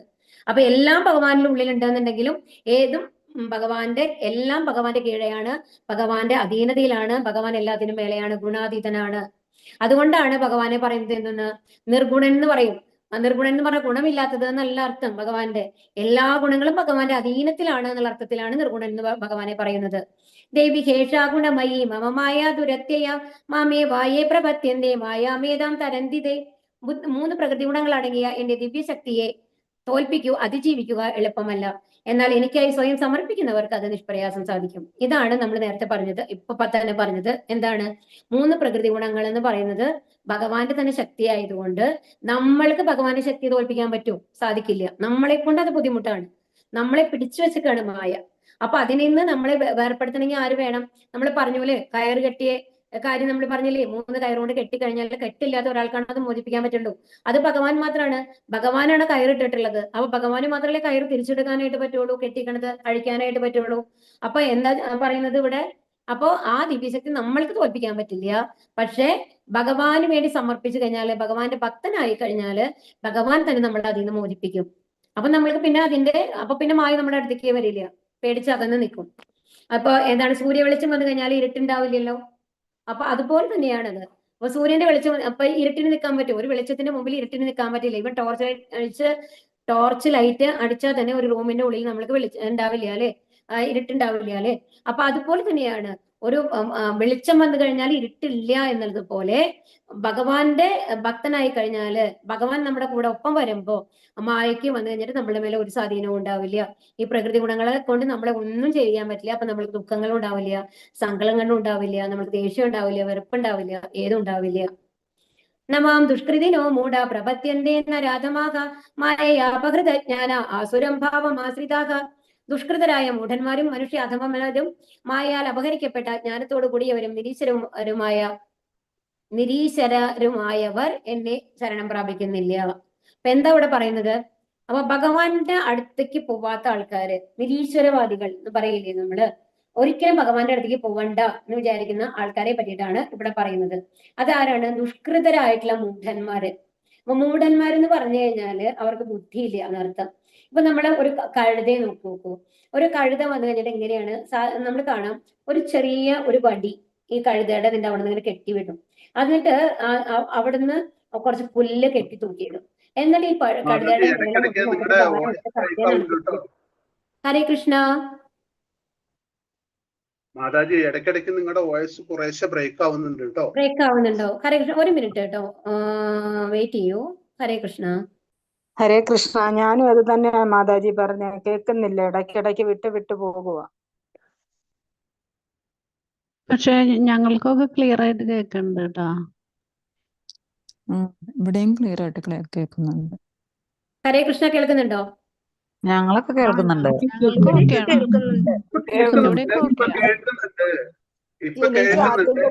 വിട്ടു പോകുമായിരുന്നു. ഹരേ കൃഷ്ണ. ദുഷ്കൃതരായ മൂഢന്മാരും മനുഷ്യ അധമന്മാരും മായയാൽ അപഹരിക്കപ്പെട്ട ജ്ഞാനത്തോടു കൂടിയവരും നിരീശ്വരവുമായവർ എന്നെ ശരണം പ്രാപിക്കുന്നില്ല. അപ്പൊ ഇവിടെ എന്താ പറയുന്നത്? മൂഢന്മാരായിട്ടുള്ള ആൾക്കാര്, അതായത് ഫൂളിഷ് ആയിട്ടുള്ള ആൾക്കാരെന്ന് അർത്ഥം. അപ്പൊ ഈ പുല്ലിനെ ആ കഴുതയ്ക്ക് വന്നു കഴിഞ്ഞിട്ട് എത്തില്ല. അപ്പൊ കഴുതയുടെ വിചാരം എന്താണ്? അടുത്തൊരു സ്റ്റെപ്പ് വെച്ച് കഴിഞ്ഞാൽ ഈ പുല്ല് കിട്ടും. പിന്നെയും വിചാരിക്കുന്നതാണ് അടുത്ത ഒരു സ്റ്റെപ്പ് വെച്ചാൽ പുല്ല് കിട്ടും. അങ്ങനെ വിചാരിച്ചിട്ട് ഈ ഭാരം ചുമന്നുകൊണ്ട് കഴുത നടന്നുകൊണ്ടേയിരിക്കും. അവസാനം വൈകുന്നേരം ആകുമ്പോൾ ഈ അവരുടെ പണികളൊക്കെ കഴിയുമ്പോൾ, ഈ ഭാരം ചുമക്കലൊക്കെ കഴിയുമ്പോൾ ആ പുല്ല് ആ കഴുതയ്ക്ക് ഇട്ട് കൊടുക്കും. അപ്പൊ ഒരു പിടി പുല്ലിന് വേണ്ടിയിട്ട് രാവിലെ തൊട്ട് വൈകുന്നേരം വരെ കഠിനാധ്വാനം ചെയ്യാണ് കഴുത. പക്ഷെ ആ കഴുതയ്ക്ക് അറിയില്ല എന്തെന്ന്, ഇയാളുടെ അടുത്തുനിന്നല്ല നമ്മൾ പുറത്തേക്ക് ഓടി പോവുകയാണെന്നുണ്ടെങ്കിൽ ഈ പ്രകൃതിയിൽ അത്രയ്ക്കും പുല്ലുണ്ട്. അതിന് ഭക്ഷണത്തിന് വില, ഒരു പുല്ല് കിട്ടാൻ വല്ല ബുദ്ധിമുട്ടുണ്ടോ ശരിക്കും പറഞ്ഞാല്? പക്ഷെ അതിനറിഞ്ഞൂടാ. അത് വിചാരിക്കുന്നത് ഈ പുല്ലുകൊണ്ടാണ് ഞാൻ ജീവിക്കുന്നത് എന്നാണ് വിചാരിക്കുന്നത്. അപ്പൊ അതിനോടുള്ള ആഗ്രഹം മൂലം അത്രയും പണിയെടുക്കണം. അതുപോലെയാണ് നമ്മള് ചെറിയ ചെറിയ ഭൗതിക ലക്ഷ്യങ്ങൾ വെച്ച് കഴിഞ്ഞിട്ട് നമ്മൾ രാവിലെ തൊട്ട് വൈകുന്നേരം വരെ അതിനുവേണ്ടി എടുത്തുകൊണ്ടിരിക്കുകയാണ്. പക്ഷെ ഭഗവാനെ കുറിച്ച് ആലോചിക്കുന്നില്ല നമ്മൾ എന്താ വിചാരിക്കുന്നത്? നമ്മളാണ് പണിയെടുക്കുന്നത്. അപ്പൊ ഞാൻ എന്റെ ബുദ്ധി കൊണ്ട് ഞാൻ പ്രവർത്തിക്കുന്നു, ആ പ്രവൃത്തി കൊണ്ട് എനിക്ക് വരുമാനം കിട്ടുന്നു, ആ വരുമാനം കൊണ്ട് ഞാൻ സുഖമായിട്ട് ജീവിക്കുന്നു എന്നുള്ളതാണ്. അവിടെ ദൈവം എന്നുള്ളൊരു കൺസെപ്റ്റേ അവരുടെ ഉള്ളിൽ വരുന്നില്ല. അപ്പൊ അങ്ങനത്തെ ആൾക്കാരാണ് ദുഷ്കൃതരായിട്ടുള്ള മൂഢന്മാരെന്ന് പറയുന്നത്. അപ്പൊ അവര് ഭഗവാന്റെ അടുത്ത് എത്താനായിട്ട് സാധിക്കില്ല എന്നുള്ളതാണ് പറയുന്നത്. ഇനി മനുഷ്യ അധമന്മാരെന്ന് പറഞ്ഞാൽ എന്താണ്? എന്താ പറയാ, ബുദ്ധി ശരിയായിട്ട് പ്രവർത്തിക്കാത്തവരെന്ന് പറയില്ലേ, എന്താ പറയാ, ആസുര ബുദ്ധിയുള്ള ആൾക്കാര്, നരാധമ എന്ന് പറഞ്ഞു കഴിഞ്ഞാല് അവർക്ക് ശരിക്കും പറഞ്ഞാൽ വിവരം ഉണ്ടാവും, എന്താണ് എന്നുള്ളത്, പണ്ഡിതന്മാരാവാം, അങ്ങനെയൊക്കെ ഉള്ള ആൾക്കാരൊക്കെ. പക്ഷെ ഒരിക്കലും ഭഗവാന് വേണ്ടിയിട്ട് എന്നുള്ളത്, ആ ഭഗവാൻ എന്നുള്ള ഒരു ബോധം അവരുടെ ഉള്ളിലേക്ക് വരില്ല. അതാണ് ഈ മനുഷ്യ അധമന്മാരെന്ന് പറയുന്നത്. കാരണം അവരുടെ സ്വാർത്ഥ താല്പര്യങ്ങൾക്ക് വേണ്ടിയിട്ട് എന്ത് വേണമെങ്കിൽ ചെയ്യാൻ റെഡിയാണ്. ഇപ്പൊ ഇതിൽ ആദ്യത്തെ ആൾക്കാരെന്ന് പറഞ്ഞ മൂഢന്മാര് അവർക്ക് വേണ്ടിയിട്ട് പണിയെടുക്കും, ഭഗവാൻ വിചാരിക്കില്ല എന്ന് മാത്രമേ ഉള്ളൂ. പക്ഷെ രണ്ടാമത്തെ ആൾക്കാർ എങ്ങനെയാണ്? അവരുടെ കാര്യസാധ്യത്തിന് വേണ്ടിയിട്ട് എന്ത് വേണമെങ്കിൽ ചെയ്യാനും അവർക്ക് കുഴപ്പമുണ്ടാവില്ല. അങ്ങനത്തെ ഒരു ആറ്റിറ്റ്യൂഡാണ് അവർക്ക് ഉണ്ടാവുക. അതാണ് ഈ മനുഷ്യ അധമന്മാര്. അതാണ് അധമൻ എന്ന് പറയുന്നത്, അധമന്മാരെന്ന് പറയുന്നത്. അപ്പൊ അവനും എന്താണ്, സ്വന്തം ശക്തിയിലാണ് വിശ്വസിക്കുന്നത്. അതുപോലെ മായാൽ അപഹരിക്കപ്പെട്ട ഞാനെന്ന് പറഞ്ഞു കഴിഞ്ഞാല് ഇപ്പൊ ഇത് വലിയ വലിയ സയന്റിസ്റ്റ് ഒക്കെ ഉണ്ടാവും. അപ്പൊ അവരാ പറയാ അത്രയും ബുദ്ധിയുള്ള ആൾക്കാരുണ്ടാവും അല്ലെ. അപ്പൊ അത്രയും ബുദ്ധിയുള്ള ആൾക്കാർ കുറെ ഇൻവെൻഷൻസ് ഒക്കെ നടത്തുന്നു. അപ്പൊ അവരെന്താണ് വിചാരിക്കുന്നത്, ഇപ്പൊ നമ്മള് ചന്ദ്രനിൽ പോവാം, അതല്ല അതിന്റെ അപ്പുറത്ത് ചൊവ്വയ്ക്ക് പോകാന്ന് വിചാരിക്കുന്ന കുറെ ആൾക്കാരെങ്കിലും അവരുടെ കഴിവിലാണ് വിശ്വസിക്കുന്നത്. മേലൊരു ഭഗവാൻ ഉണ്ടെന്ന് വിശ്വസിക്കുന്നില്ല. നമ്മളെ കൊണ്ട് ശാസ്ത്രത്തെ കൊണ്ട് സാധിക്കും, ഭഗവാൻ ഇല്ല എന്നുള്ള മാതിരി അങ്ങനത്തെ ഉള്ള ആൾക്കാരാണ് മായാപഹൃതജ്ഞാനർ എന്ന് പറയുന്നത്. അവര് മായയില് പെട്ടുപോയിക്കാണ്. അവരെന്താ വിചാരിക്കുന്നത്, ഭഗവാൻ ഇല്ല, നമ്മളുടെ ഈ ഭൗതിക ജ്ഞാനമാണ് ജ്ഞാനം, നമ്മളാണ് ഏറ്റവും വലുത്, നമ്മളാണ് എൻജോയർ. അതായത് സൃഷ്ടി ഒക്കെ വന്നിട്ട് എങ്ങനെയോ ആക്സിഡന്റലായിട്ട് വന്നിട്ടുള്ളതാണ് എന്ന് വിചാരിക്കുന്ന ആൾക്കാര്. അടുത്ത നിരീശ്വരരാണ്. നിരീശ്വരൻ എന്ന് പറഞ്ഞാല് ഭഗവാനെ എപ്പോഴും പുച്ഛിക്കുന്ന ഹിറ്റ്ലറേമാരത്തെ ആൾക്കാരുണ്ടായിരുന്നല്ലോ, ഭഗവാൻ ഇല്ല, അവരങ്ങനെ പുച്ഛിക്കുന്ന ആൾക്കാർ, അങ്ങനത്തെ ആൾക്കാരാണ് നിരീശ്വരർ എന്ന് പറയുന്നത്. അപ്പൊ ഇങ്ങനത്തെ ഏത് കാറ്റഗറിയിൽ പെട്ട ആൾക്കാരും, അതുപോലെ ഈ അസുര സ്വഭാവം അതാണ് പറയുന്നത്. അപ്പൊ ഈ അസുര സ്വഭാവം എന്ന് പറഞ്ഞു കഴിഞ്ഞാല് മറ്റുള്ളവരെ നശിപ്പിക്കാനുള്ള ഒരു പ്രവണത മാത്രമാണ് അവർക്ക്. അക്രമവാസന എന്ന് പറയും, ടെററിസ്റ്റ് അങ്ങനത്തെ ആൾക്കാരൊക്കെ ഉണ്ടല്ലോ, അങ്ങനത്തെ ആൾക്കാർ. അവരാരെങ്കിലും ഭഗവാനെ വിശ്വസിക്കുന്നുണ്ടോ? ഇല്ല. അപ്പൊ അങ്ങനത്തെ ആൾക്കാർ, അപ്പൊ ഇങ്ങനത്തെ 4 കൂട്ടരുടെ ആൾക്കാർ എന്തൊക്കെയാണ് പറയുന്നത്? ഇത് ഇമ്പോർട്ടന്റ് ആയിട്ടുള്ള ക്വസ്റ്റ്യൻ ആണ് കേട്ടോ. മൂഢന്മാര്, മനുഷ്യ അധമന്മാര്, മായയാപഹൃതജ്ഞാനർ, അതായത് മായയാൽ അപഹരിക്കപ്പെട്ട ജ്ഞാനത്തോടു കൂടിയവര്, നിരീശ്വരര്, അതാണ് ആസുരം എന്ന് പറയുന്നത്. അപ്പൊ ഇങ്ങനത്തെ 4 കൂട്ടരും ഭഗവാന്റെ അടുത്ത് എത്തില്ല എന്നാണ് ഇവിടെ പറയുന്നത്.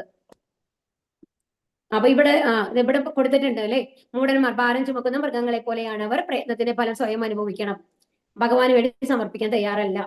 അപ്പൊ നരാധമന്മാരോ, അധമൻ, ഏറെ താണവൻ, ഭഗവത്ഗീത ശ്രവണം കൊണ്ട് നരാധമന്മാർക്ക് ഒരു മുക്തി നേടാം. ഇവിടെ ഒരു കഥയുണ്ട് കേട്ടോ. ആക്ച്വലി ഇപ്പൊ നരാധമന്മാരായിട്ടുള്ള ആൾക്കാർ എന്ന് പറഞ്ഞു കഴിഞ്ഞാൽ നമ്മൾക്കറിയാം, മൃഗാരി എന്ന് പറഞ്ഞിട്ടുള്ള ഒരു അസുര സ്വഭാവമുള്ള ഒരാളാണ്. കാട്ടിലാണ്, പണ്ടത്തെ കാലാണല്ലോ, കാട്ടിൽ വന്നപ്പോ അയാൾ എന്താ ചെയ്യാന്നുണ്ടെങ്കിൽ എല്ലാ മൃഗങ്ങളെ കൊന്നിട്ടാണ് അവർ ജീവിക്കുന്നത്, അതിന്റെ മാംസം ഭക്ഷിച്ചിട്ട്. അപ്പൊ പക്ഷെ എന്താ ചെയ്യാന്നുണ്ടെങ്കിൽ മുഴുവൻ മൃഗങ്ങളെയും അവർക്ക് ആവശ്യം വരില്ലല്ലോ, അതിനൊക്കെ പകുതി കൊന്നിടും, പകുതി ജീവനോടെ ഇടും. അതായിരുന്നു അയാളുടെ ഒരു സ്വഭാവം. അപ്പൊ എത്ര അധമനായിട്ടുള്ള ഒരു പ്രവൃത്തിയാണ് മൃഗാരി ചെയ്തിരുന്നതെന്ന് ആലോചിച്ച് നോക്കണം. അപ്പൊ എന്നിട്ട് എന്തുണ്ടാവും എന്നുണ്ടെങ്കിൽ നാരദര് വരികയാണ് അവിടേക്ക്. അപ്പൊ നാരദര് വന്നിട്ട് പറയും, മൃഗാരി എന്താ ചെയ്യുന്നത്, ഇതൊക്കെ പാപാണ്, ഇതൊക്കെ നിങ്ങൾ അനുഭവിക്കണം, അടുത്ത ജന്മത്തിൽ ഈ മൃഗത്തിന്റെ അവസ്ഥയായിരിക്കും നിങ്ങൾക്ക് ഉണ്ടാവുക. നമ്മളെ ഒരു മൃഗത്തിനെ കൊന്നു കഴിഞ്ഞാൽ ആ മൃഗത്തിന്റെ പൊസിഷനിലേക്ക് നമ്മൾ അടുത്ത ജന്മത്തിൽ പോകുന്നതാണ് ശരിക്കും. അപ്പോ പറയും നീ അനുഭവിക്കണം. അപ്പൊ പറയും, ഞാൻ എന്റെ വീട്ടുകാർക്ക് വേണ്ടിയിട്ടാണ് ചെയ്യുന്നത്, എന്റെ ഫാമിലിയെ, അതായത് എന്റെ കുടുംബത്തിനെ പോറ്റാനാണ് ഞാൻ ചെയ്യുന്നത് എന്ന് പറയും. അപ്പൊ ഒരു കാര്യം ചെയ്യൂ, നീ പോയി വീട്ടിൽ പോയി ചോദിക്കൂ, നിന്റെ ഈ പാപങ്ങൾ ആരെങ്കിലും പങ്കുവെക്കുമോ ചോദിക്കൂന്ന്. എന്നിട്ട് മൃഗാരി പോകും. അപ്പൊ വയസ്സായുള്ള അച്ഛനും അമ്മയുണ്ട്, ഭാര്യയുണ്ട്, കുട്ടികളുണ്ട്. അപ്പൊ അവരൊക്കെ പറയും, നീയല്ലേ ചെയ്യുന്നത്, നിന്റെ ചുമതലയാണ് ഞങ്ങളെ പോറ്റേണ്ടത്, അപ്പൊ ഞങ്ങൾ ഭക്ഷണം കഴിക്കുന്നു മാത്രം, ഞങ്ങളൊന്നും ഇതില് പങ്ക് വെക്കാൻ തയ്യാറല്ല എന്ന് പറയും. അപ്പം അപ്പോഴാണ് മൃഗാരിക്ക് ഇതിന്റെ സീരിയസ്നെസ് മനസ്സിലാവണത്. അപ്പൊ വന്നിട്ട് നാരദരോട് ചോദിക്കുക, എന്താ ഞാൻ ചെയ്യേണ്ടത്? നീ ഒന്നും ചെയ്യണ്ട, നിനക്ക് ഭക്ഷണമല്ലേ വേണ്ടൂ, ഞാൻ അതിനുള്ള മാർഗം, ആ ഭക്ഷണം ഞാൻ നിനക്ക് എത്തിക്കാം, നീ നാമം ചൊല്ലിയാൽ മതി എന്ന് പറഞ്ഞിട്ട് നാമം ചെല്ലാൻ ഇരുത്തുകയാണ് മൃഗാരി അനുസരിക്കുന്നുണ്ട് നാരദര് പറയണത്. അങ്ങനെ നാമം ചെല്ലാൻ ഇരുന്ന് കഴിയുമ്പോഴേക്കും അവിടുത്തെ ആ ഗ്രാമത്തിലുള്ള എല്ലാ ആൾക്കാരും പറ്റും, അയ്യോ എങ്ങനെ ഉണ്ടായിരുന്ന ആളാണ്, നോക്കൂ നാമം ചെല്ലാൻ തുടങ്ങി, ഭക്തനായി തുടങ്ങി, അയാൾക്കുള്ള ഭക്ഷണങ്ങൾ നമ്മൾ കൊണ്ടുകൊടുക്കണം എന്ന് പറഞ്ഞിട്ട് ഓരോ വീട്ടുകാരും കൊണ്ടുവന്ന് കൊടുക്കുകയാണ്. അപ്പൊ എത്രയോ 10ഓ 15ഓ വീട്ടുകാർക്ക് കഴിക്കാനുള്ള ഭക്ഷണമാണ് അവിടേക്ക് എത്തണത്. അപ്പൊ ഭഗവാന്റെ ഒരു ഇതാലോചിച്ച് നോക്കൂ. അപ്പോഴാണ് മൃഗാരിക്ക് മനസ്സിലാവണത്, ഒക്കെ നാരദർ പറഞ്ഞത് ശരിയാണ്, അങ്ങനെ പരമഭക്തനായിട്ട് മാറും. അത് കഴിഞ്ഞിട്ട് പിന്നെ അങ്കീരമുനി നാരദരും കൂടി വീണ്ടും വരുന്നുണ്ട് കാണാനായിട്ട് മൃഗാരി ആ ഭാഗത്തേക്കൂടെ പോകുമ്പോ. അപ്പൊ മൃഗാരി ഇവരെ കാണുമ്പോൾ ഓടി വരും. പക്ഷെ അപ്പണ്ട് താഴെ ഒരു ഉറുമ്പ്. അപ്പൊ ഉറുമ്പിനെ കൊല്ലാൻ പാടില്ല എന്ന് പറഞ്ഞിട്ട് അതിന്റെ മേലെ തുണി വിരിക്കുകയാണ്. അപ്പൊ ആ ഒരു ലെവലിലേക്ക് മാറുകയാണ്. അപ്പൊ ഈ നരാധമന്മാരെന്ന് പറയുന്നത് അങ്ങനെയാണ്. അപ്പൊ അങ്ങനെ ഭഗവത്ഗീത ശ്രവണം കൊണ്ട് ഈ നരാധമന്മാർക്ക് മുക്തി നേടാമെന്നാണ് പറയുന്നത്. പക്ഷെ സാധാരണ ഈ നരാധമന്മാര് ഭഗവാന്റെ അടുത്തേക്ക് എത്തില്ല, അവരും ഭഗവത്ഗീത ഒന്നും വായിക്കുന്നില്ലല്ലോ. അപ്പോ ദുഷ്കൃതികൾ, അത് പറഞ്ഞല്ലോ അല്ലെ, ആർജിതമായതെല്ലാം നഷ്ടപ്പെട്ടു. അപ്പൊ ഭൗതിക ശക്തി കൊണ്ട് അവരുടെ യഥാർത്ഥ ജ്ഞാനം പോയിട്ട് അവരെന്താ വിചാരിക്കുന്നത്? ഭൗതിക ജ്ഞാനാണ് എല്ലാം, സയൻസ് ആണ് എല്ലാം എന്ന് വിചാരിക്കുകയാണ്. നമ്മുടെ സയൻസ് എന്ന് പറഞ്ഞാൽ ഭൗതികമായിട്ട് നമ്മൾ പറയുന്നത് ഇൻവെൻഷൻസ് അങ്ങനത്തെ കാര്യങ്ങളൊക്കെ. പിന്നെ ആസുര സ്വഭാവ ആശ്രിതകൾ, അത് പിന്നെ അവർ നാസ്തികരാണ്, ഭഗവാനെ ധിക്കരിക്കുന്നവരാണ് അല്ലെ. ഇനി ചതുർഭിതാവജന്തേമാം ജനാസുഹൃതിനോർജുന ആർത്തോ ജിജ്ഞാസുരാർത്ഥാർത്ഥി ജ്ഞാനീച്ച ഭരതർഷഭ. ഹേ ഭരതകുല ശ്രേഷ്ഠ, സുഹൃതികളായ 4 കൂട്ടരാണ് എന്നെ ഭജിക്കുന്നത്. ദുഃഖിതൻ, തനകാംക്ഷി, ജിജ്ഞാസു, പരമസത്യത്തെ അന്വേഷിക്കുന്ന ജ്ഞാനി. ഇനിയിപ്പോ ഇവിടെ നമ്മൾ എന്താ പറയുന്നത്? ആരൊക്കെയാണ് ഭഗവാനെ അന്വേഷിക്കുന്നത്? അതിലാണ് നമ്മളൊക്കെ പെടുക. നമ്മൾ ആർത്തോ അർത്ഥാർത്ഥിയിലാണ് പെടുക. അപ്പൊ ഇവിടെ കുറെ ഇത് കാണിക്കുന്നുണ്ട് കേട്ടോ. ഏറ്റവും ആദ്യം ആർത്തോ എന്ന് പറഞ്ഞു കഴിഞ്ഞാല് എന്താണ്? നമ്മൾക്ക് എന്തെങ്കിലും ദുഃഖം വരുമ്പോ, ഗജേന്ദ്രന്റെ കഥ. ഗജേന്ദ്രൻ എന്ന് പറയുന്നത് ഇന്ദ്രദ്യുമ്ന രാജാവ്, ഒരു രാജാവായിരുന്നു. അപ്പൊ ശാപം കിട്ടിയിട്ട് ഒരു ആനയായിട്ട് ജനിക്കുകയാണ്, ഗജേന്ദ്രനായിട്ട് ജനിക്കുകയാണ് ചെയ്യുന്നത്. അപ്പോ അതുപോലെ തന്നെ എന്നിട്ട് അപ്പോ കാട്ടിലെ തലവനാണ് ആന. പക്ഷെ എന്നിട്ട് ഇവരെല്ലാവരും കൂടി പിടിയാൻ, എല്ലാ കുട്ടികളെല്ലാം കൂടിയിട്ട് കുളിക്കാൻ വരും. കുളിക്കാൻ വന്നു കഴിഞ്ഞിട്ട് ആ വെള്ളത്തിൽ ഇറങ്ങിയിരിക്കുമ്പോ എന്തുണ്ടാവുന്നുണ്ടെങ്കിൽ ഈ ആനയുടെ കാലിന്മേൽ ഒരു മുതല പിടിച്ച് വലിക്കുകയാണ്. അത് ഹാഹ, അത് കൂക്കു സംതിങ് ആണ് കേട്ടോ, ഒരു ഗന്ധർവനാണ്. ആ ഗന്ധർവനും എന്താണ്, ഒരു ശാപം കൊണ്ടാണ് മുതലയായിട്ട് മാറിയിട്ടുള്ളത്. അതിനെ പിടിച്ചു വലിക്കും. ഗജേന്ദ്രൻ ഒരുപാട് ശ്രമിക്കും, പിടിയാനകളൊക്കെ ഹെൽപ്പ് ചെയ്യാൻ നോക്കും, ഒരു രക്ഷയില്ല. അവസാനം മറ്റുള്ളവരൊക്കെ മടങ്ങിപ്പോകും. അവസാനം ഈ ആന തനിച്ചായിരിക്കും അവിടെ. അപ്പോ എന്നിട്ട് എത്ര ശ്രമിച്ചിട്ടും സാധിക്കില്ല. അവസാനം ആ ആനയുടെ ഒരു ഇന്ദ്രദ്യുമ്ന മഹാരാജാവ് എന്ന് പറയുക അത്രയും നല്ല ഒരു രാജാവായിരുന്നു. ആ പുണ്യം കൊണ്ട് പൂർവ്വ ജന്മത്തിലെ കാര്യങ്ങൾ ഓർമ്മ വന്നിട്ട് ആ ഒരു ശ്ലോകങ്ങൾ ഭഗവാനെ സ്തുതിക്കാനുള്ളത് ഓർമ്മ വരികയാണ് ആ ആനയ്ക്ക്. എന്നിട്ട് ആന ഒരു ശ്ലോകം പറഞ്ഞു കഴിഞ്ഞിട്ട് ശരിക്കും ഒരു അവിടെ അടുത്തുള്ള ഒരു താമരപ്പൂ പൊട്ടിച്ചിട്ട് അങ്ങനെ ഭഗവാൻ ഇടുകയാണ്. ആ ഒരു താമരപ്പൂ ഇട്ട ഉടനെ തന്നെ ഭഗവാൻ എന്താണ്, അത്രയും സ്പീഡായിട്ട് എങ്ങനെയെങ്കിലും രക്ഷിക്കണം ഗജേന്ദ്രനെ എന്ന് പറഞ്ഞിട്ട് വരികയാണ്. എന്നിട്ട് മുതലയെ പിടിച്ചു മാറ്റും കാലം വന്ന്. അങ്ങനെ മുതലയ്ക്കാണ് ആദ്യം മോക്ഷം കിട്ടുന്നത്. അദ്ദേഹം ഗന്ധർവനായിട്ട് തിരിച്ചു പോകും. അത് കഴിഞ്ഞിട്ട് ഗജേന്ദ്രന് മോക്ഷം കിട്ടും. അപ്പൊ അതാണ് ഇത് ദുഃഖത്തിൽ നമ്മൾ ഭഗവാനെ വിളിക്കുന്നത്. അതുപോലെ ദ്രൗപദി ആദ്യം എന്താണ്, എല്ലാവരും യുധിഷ്ഠിരനെ നോക്കി, ഭീമസേനെ നോക്കി, നകുലനെ, സഹദേവനെ, അർജുനനെ എല്ലാവരെയും മാറി മാറി നോക്കി രക്ഷിക്കാനായിട്ട് അവരൊക്കെ വിളിച്ചു. പക്ഷെ കാര്യം ഉണ്ടായില്ല അല്ലെ. അവസാനം എന്നിട്ട് എന്താ പിന്നെ എന്താ ചെയ്യുന്നത്? വസ്ത്രം പിടിക്കും അഴിഞ്ഞു പോകാണ്ടിരിക്കാൻ. പക്ഷെ കാര്യം ഉണ്ടായില്ല.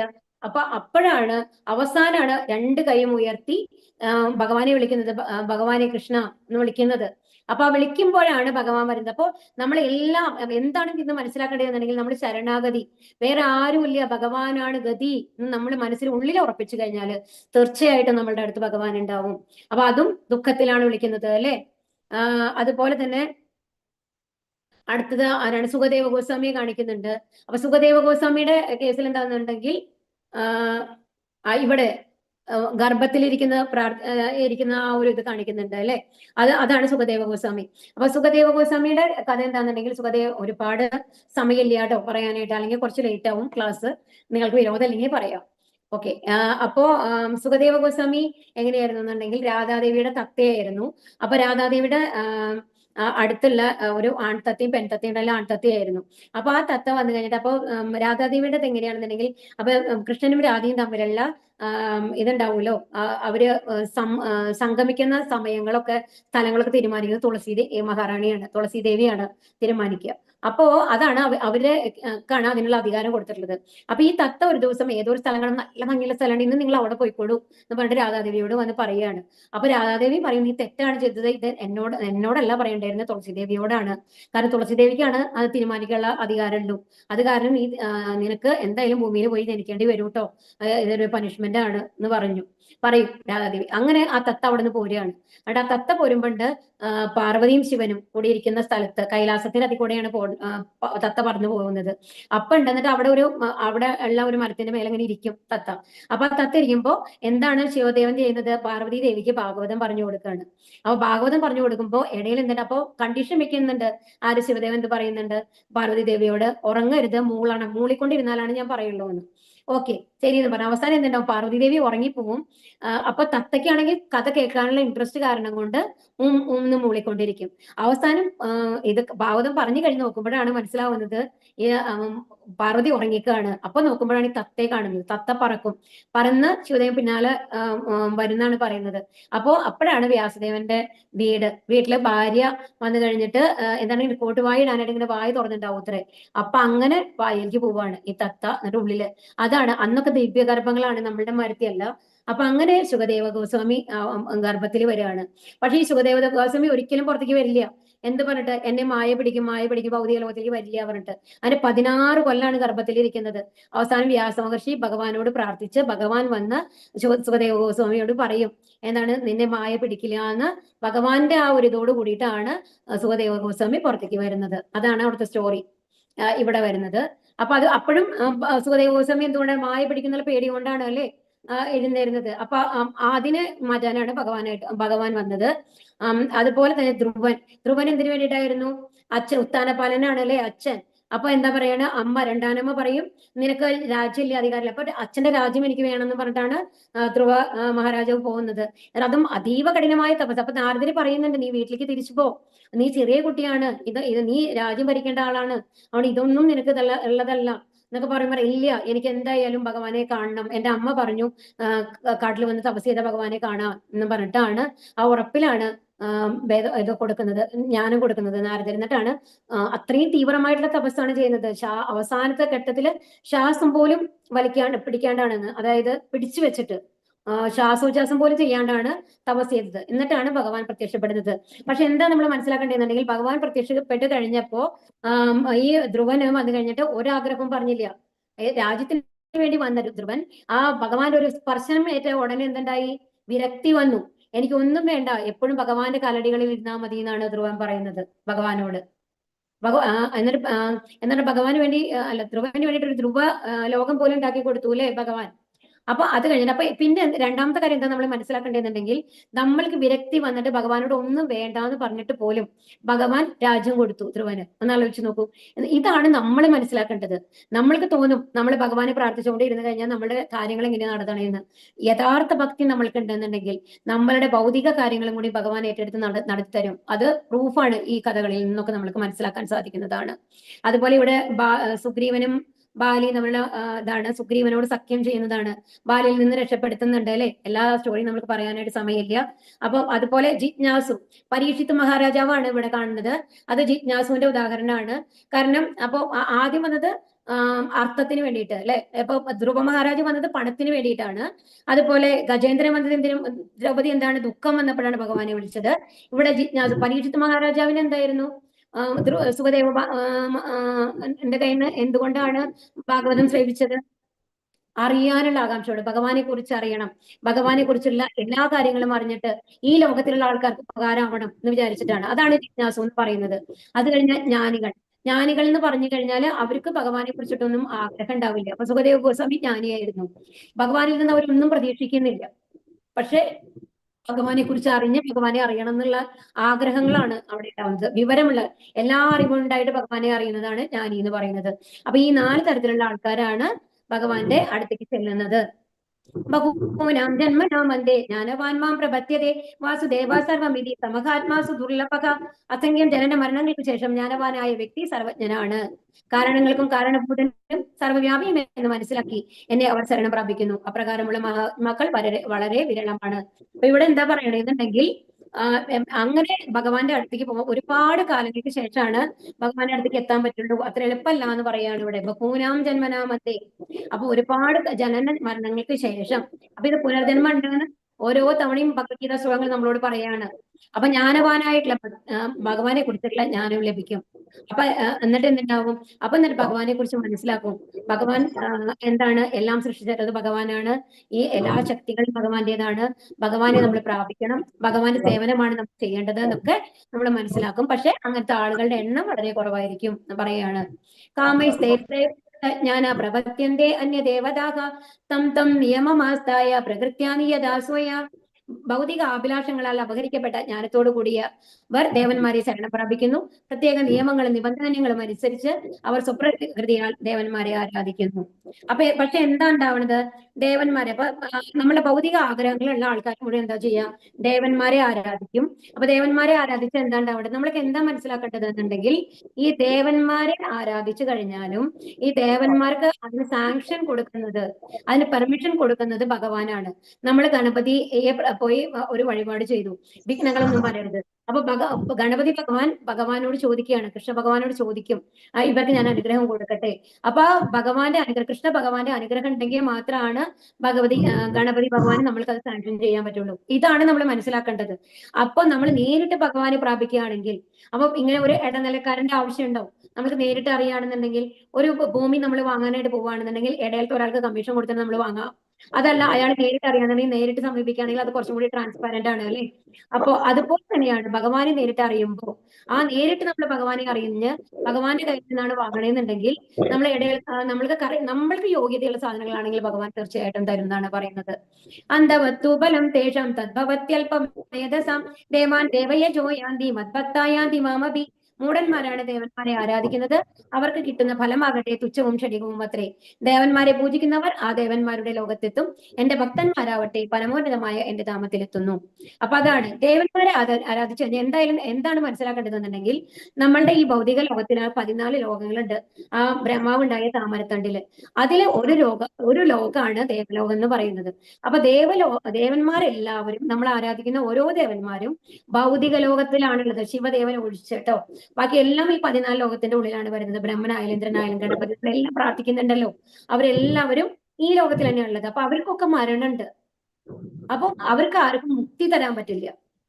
നമ്മൾക്ക് എന്താണ്, നിങ്ങൾക്കൊരു നല്ല വീട് വേണോ, നല്ല സമ്പത്ത് വേണോ, രോഗം മാറ്റി തരണോ, അതൊക്കെ വേണമെങ്കിൽ അവർക്ക് നമ്മൾക്ക് ചെയ്തു തരാൻ പറ്റും. നമ്മുടെ ഭൗതിക ശരീരത്തിന് വേണ്ട കാര്യങ്ങൾ അത് ദേവന്മാർക്ക് ചെയ്തു തരാൻ സാധിക്കും. അതെല്ലാം നമ്മൾക്ക് ഇവിടെ നിൽക്കണ്ട, നമുക്ക് ഭഗവാന്റെ അടുത്ത് പോകണം, പരമാനന്ദ സുഖമായിട്ട് ഭഗവാന്റെ ലോകത്തേക്കാണ് നമ്മൾ പോകേണ്ടതെന്നുണ്ടെങ്കിൽ അത് ഈ ദേവന്മാർക്കൊന്നും നമുക്ക് തരാൻ സാധിക്കില്ല. അതുകൊണ്ടാണ് പറയുന്നത് ഈ ദേവതമാരെ ആരാധിക്കുന്നവർ മൂഢന്മാരാണെന്ന്. അത്രയും വലിയ കാര്യം നമുക്ക് കിട്ടാൻ കിടക്കുമ്പോൾ നമ്മൾ ഈ ചെറിയ ചെറിയ കാര്യങ്ങൾക്ക് വേണ്ടിയിട്ട് സാറ്റിസ്ഫൈ ആവണം. നമ്മൾ ചോദിച്ചു നോക്കൂ. അപ്പൊ അതുമല്ല, ദേവന്മാർക്ക് ആ പെർമിഷൻ കൊടുക്കുന്നവരാണ് ഭഗവാനാണ്. നമ്മൾ ഇന്നലെ പറഞ്ഞില്ലേ, വേരിൽ വെള്ളം ഒഴിച്ചു കഴിഞ്ഞാൽ ചെടിയുടെ എല്ലാ ഭാഗത്തും എത്തുമെന്ന്. അതുപോലെ തന്നെയാണ്. അപ്പൊ കൃഷ്ണാബോധത്തോടെ ഭഗവത് സേവനത്തിൽ ഏർപ്പെടുന്ന ശുദ്ധഭക്തൻ സച്ചിദാനന്ദാവസ്ഥയിൽ ശാശ്വതമായി വാഴുമെന്നിരിക്കെ ഭക്തി സിദ്ധിക്കുന്ന നേട്ടവും ഒരു സാധാരണ ദേവ ആരാധകന്റെ നേട്ടവും എത്ര വ്യത്യസ്തമാണ്. ഭഗവാന് പരിമിതിയില്ല, വരദാനങ്ങൾക്ക് എണ്ണമില്ല, കാരുണ്യം അതിരറ്റതാണ്. അതുകൊണ്ട് ശുദ്ധഭക്തനിൽ അദ്ദേഹത്തിനുള്ള കനിവും അതത്രേ. നമ്മൾ എന്താ മനസ്സിലാക്കേണ്ടതെന്നുണ്ടെങ്കിൽ, ഭഗവാൻ നമ്മളിൽ പ്രസാദിച്ചു കഴിഞ്ഞാല്, നമ്മുടെ ഒരു ഭക്തനായിട്ട് ഭഗവാൻ സ്വീകരിച്ചു കഴിഞ്ഞാല് പിന്നെ ഇപ്പൊ സുധാമയ്ക്ക് നോക്കൂ, കുചേലൻ അവിടെ പോയി ചോദിച്ചില്ല നാണക്കേടായിട്ട് അല്ലെ ഭഗവാന്റെ അടുത്ത്, എനിക്ക് സ്വത്ത് വേണമെന്നൊന്നും. പക്ഷെ തിരിച്ചു വന്നപ്പോ എന്താണ്ടായിരുന്നത്? അത്രയും വലിയൊരു മാളികയാണ്. ചോദിച്ചിട്ടാണോ കൊടുത്തത്? അപ്പൊ നമ്മളില് ഭഗവാൻ സന്തോഷിച്ചു കഴിഞ്ഞാല് നമ്മുടെ ധനമായാലും ശരി, നമ്മളുടെ ബാക്കിയുള്ള കാര്യങ്ങളായാലും ദുഃഖങ്ങളായാലും എല്ലാം ഭഗവാൻ മാറ്റിത്തരും എന്നുള്ളതാണ് പറയുന്നത്. അതുകൊണ്ട് ഭഗവാനെ വിശ്വസിക്കുക. നാഗം പ്രകാശ സർവസ്യ യോഗമായ സമാവൃത മൂഢോയം നാഭിജാനാതി ലോകോമാമജം അവ്യയം. അപ്പൊ ബുദ്ധിയില്ലാത്തവർക്കും മൂഢന്മാർക്കും ഞാൻ ഒരിക്കലും പ്രത്യക്ഷനാവില്ല യോഗമായ എന്ന ഇതാണ് പറയുന്നത്. പക്ഷെ അതിന് നമ്മൾക്കൊരു യോഗ്യത വേണം. നമ്മൾ ഭക്തനല്ലാന്നുണ്ടെങ്കിൽ ഭഗവാൻ യോഗമായയാല് മറച്ചു വെക്കും. അങ്ങനത്തെ ആൾക്കാർക്ക് ഭഗവാനെ അറിയാനായിട്ട് സാധിക്കില്ല എന്നുള്ളതാണ് ഇവിടെ പറയുന്നത്. വേദാകം സമതീതാനി വർത്തമാനാനി ചാർജുന ഭവിഷ്യാനി ച ഭൂതാനി വാംതുവേദന കശ്ചന. ഹേ അർജുന, പരമപുരുഷനായ എനിക്ക് പണ്ടുണ്ടായതും ഇന്ന് സംഭവിക്കുന്നതും മേലിൽ വരാൻ പോകുന്നതുമായ എല്ലാം അറിയാം. എല്ലാ ജീവാത്മാക്കളും എനിക്ക് സുപരിചിതരാണ്, എന്നാൽ പക്ഷെ ആർക്കും എന്നെ അറിയാൻ വയ്യ. ഇവിടെ എന്താ പറയുന്നത്? വേദാകം സമതീതാനി. അപ്പോ അതായത് പരമപുരുഷനായി എനിക്ക് പണ്ടുണ്ടായതും ഇന്ന് സംഭവിക്കുന്ന എല്ലാ കാര്യങ്ങളും ഭഗവാൻ അറിയാം. കാരണം എല്ലാവരുടെ ഉള്ളിലും പരമാത്മാവായിട്ട് ഭഗവാനുണ്ട് അല്ലെ. അപ്പൊ ഓരോരുത്തരും എന്താ ചെയ്യുന്നത് ഭഗവാൻ അറിയാം. പക്ഷെ നമ്മുടെ ഉള്ളിലുള്ള ജീവാത്മാവിന് നമ്മളെ പറ്റി മാത്രമാണ് അറിയുള്ളൂ. നമ്മൾ അപ്പുറത്തിരിക്കുന്ന ഒരാളുടെ ഉള്ളില്, ഇപ്പൊ നമ്മളുടെ ഒരമ്മയുടെ വയറ്റിൽ ജനിച്ച സ്വന്തം മകനാണെങ്കിൽ പോലും മകളാണെങ്കിൽ പോലും അവരെന്താണ് ചിന്തിക്കണേ നമുക്ക് പറയാൻ പറ്റുമോ? സാധിക്കില്ല. അപ്പൊ എല്ലാവരെയും അറിയുന്നത് ആരാണ്?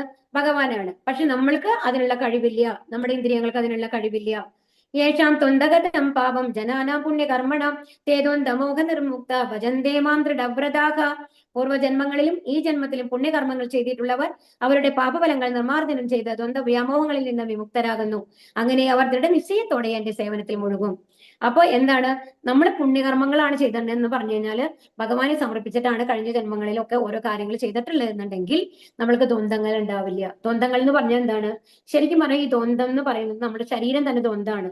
കാരണം പുറത്തൊരു ശരീരം ഉണ്ട്, അതിന്റെ ഉള്ളിലൊരു സ്ഥൂല ശരീരം ഉണ്ട് അല്ലെ, അതുപോലെ. പക്ഷെ ഭഗവാന്റെ ശരീരം എന്താ, അങ്ങനത്തെ ഒരു വ്യത്യാസമില്ല. അപ്പൊ ആ ദ്വന്ദ്ങ്ങളിൽ നിന്ന് നമ്മൾ വിമുക്തനാവും എന്ന് പറഞ്ഞാൽ എന്താ അതിന്റെ അർത്ഥം, ഭഗവാന്റെ സേവനത്തിൽ മുഴുകിയിട്ട് നമ്മളെ ഭഗവാന്റെ അടുത്തേക്ക് പോകാനായിട്ട് സാധിക്കും എന്നുള്ളതാണ് അതിന്റെ അർത്ഥം.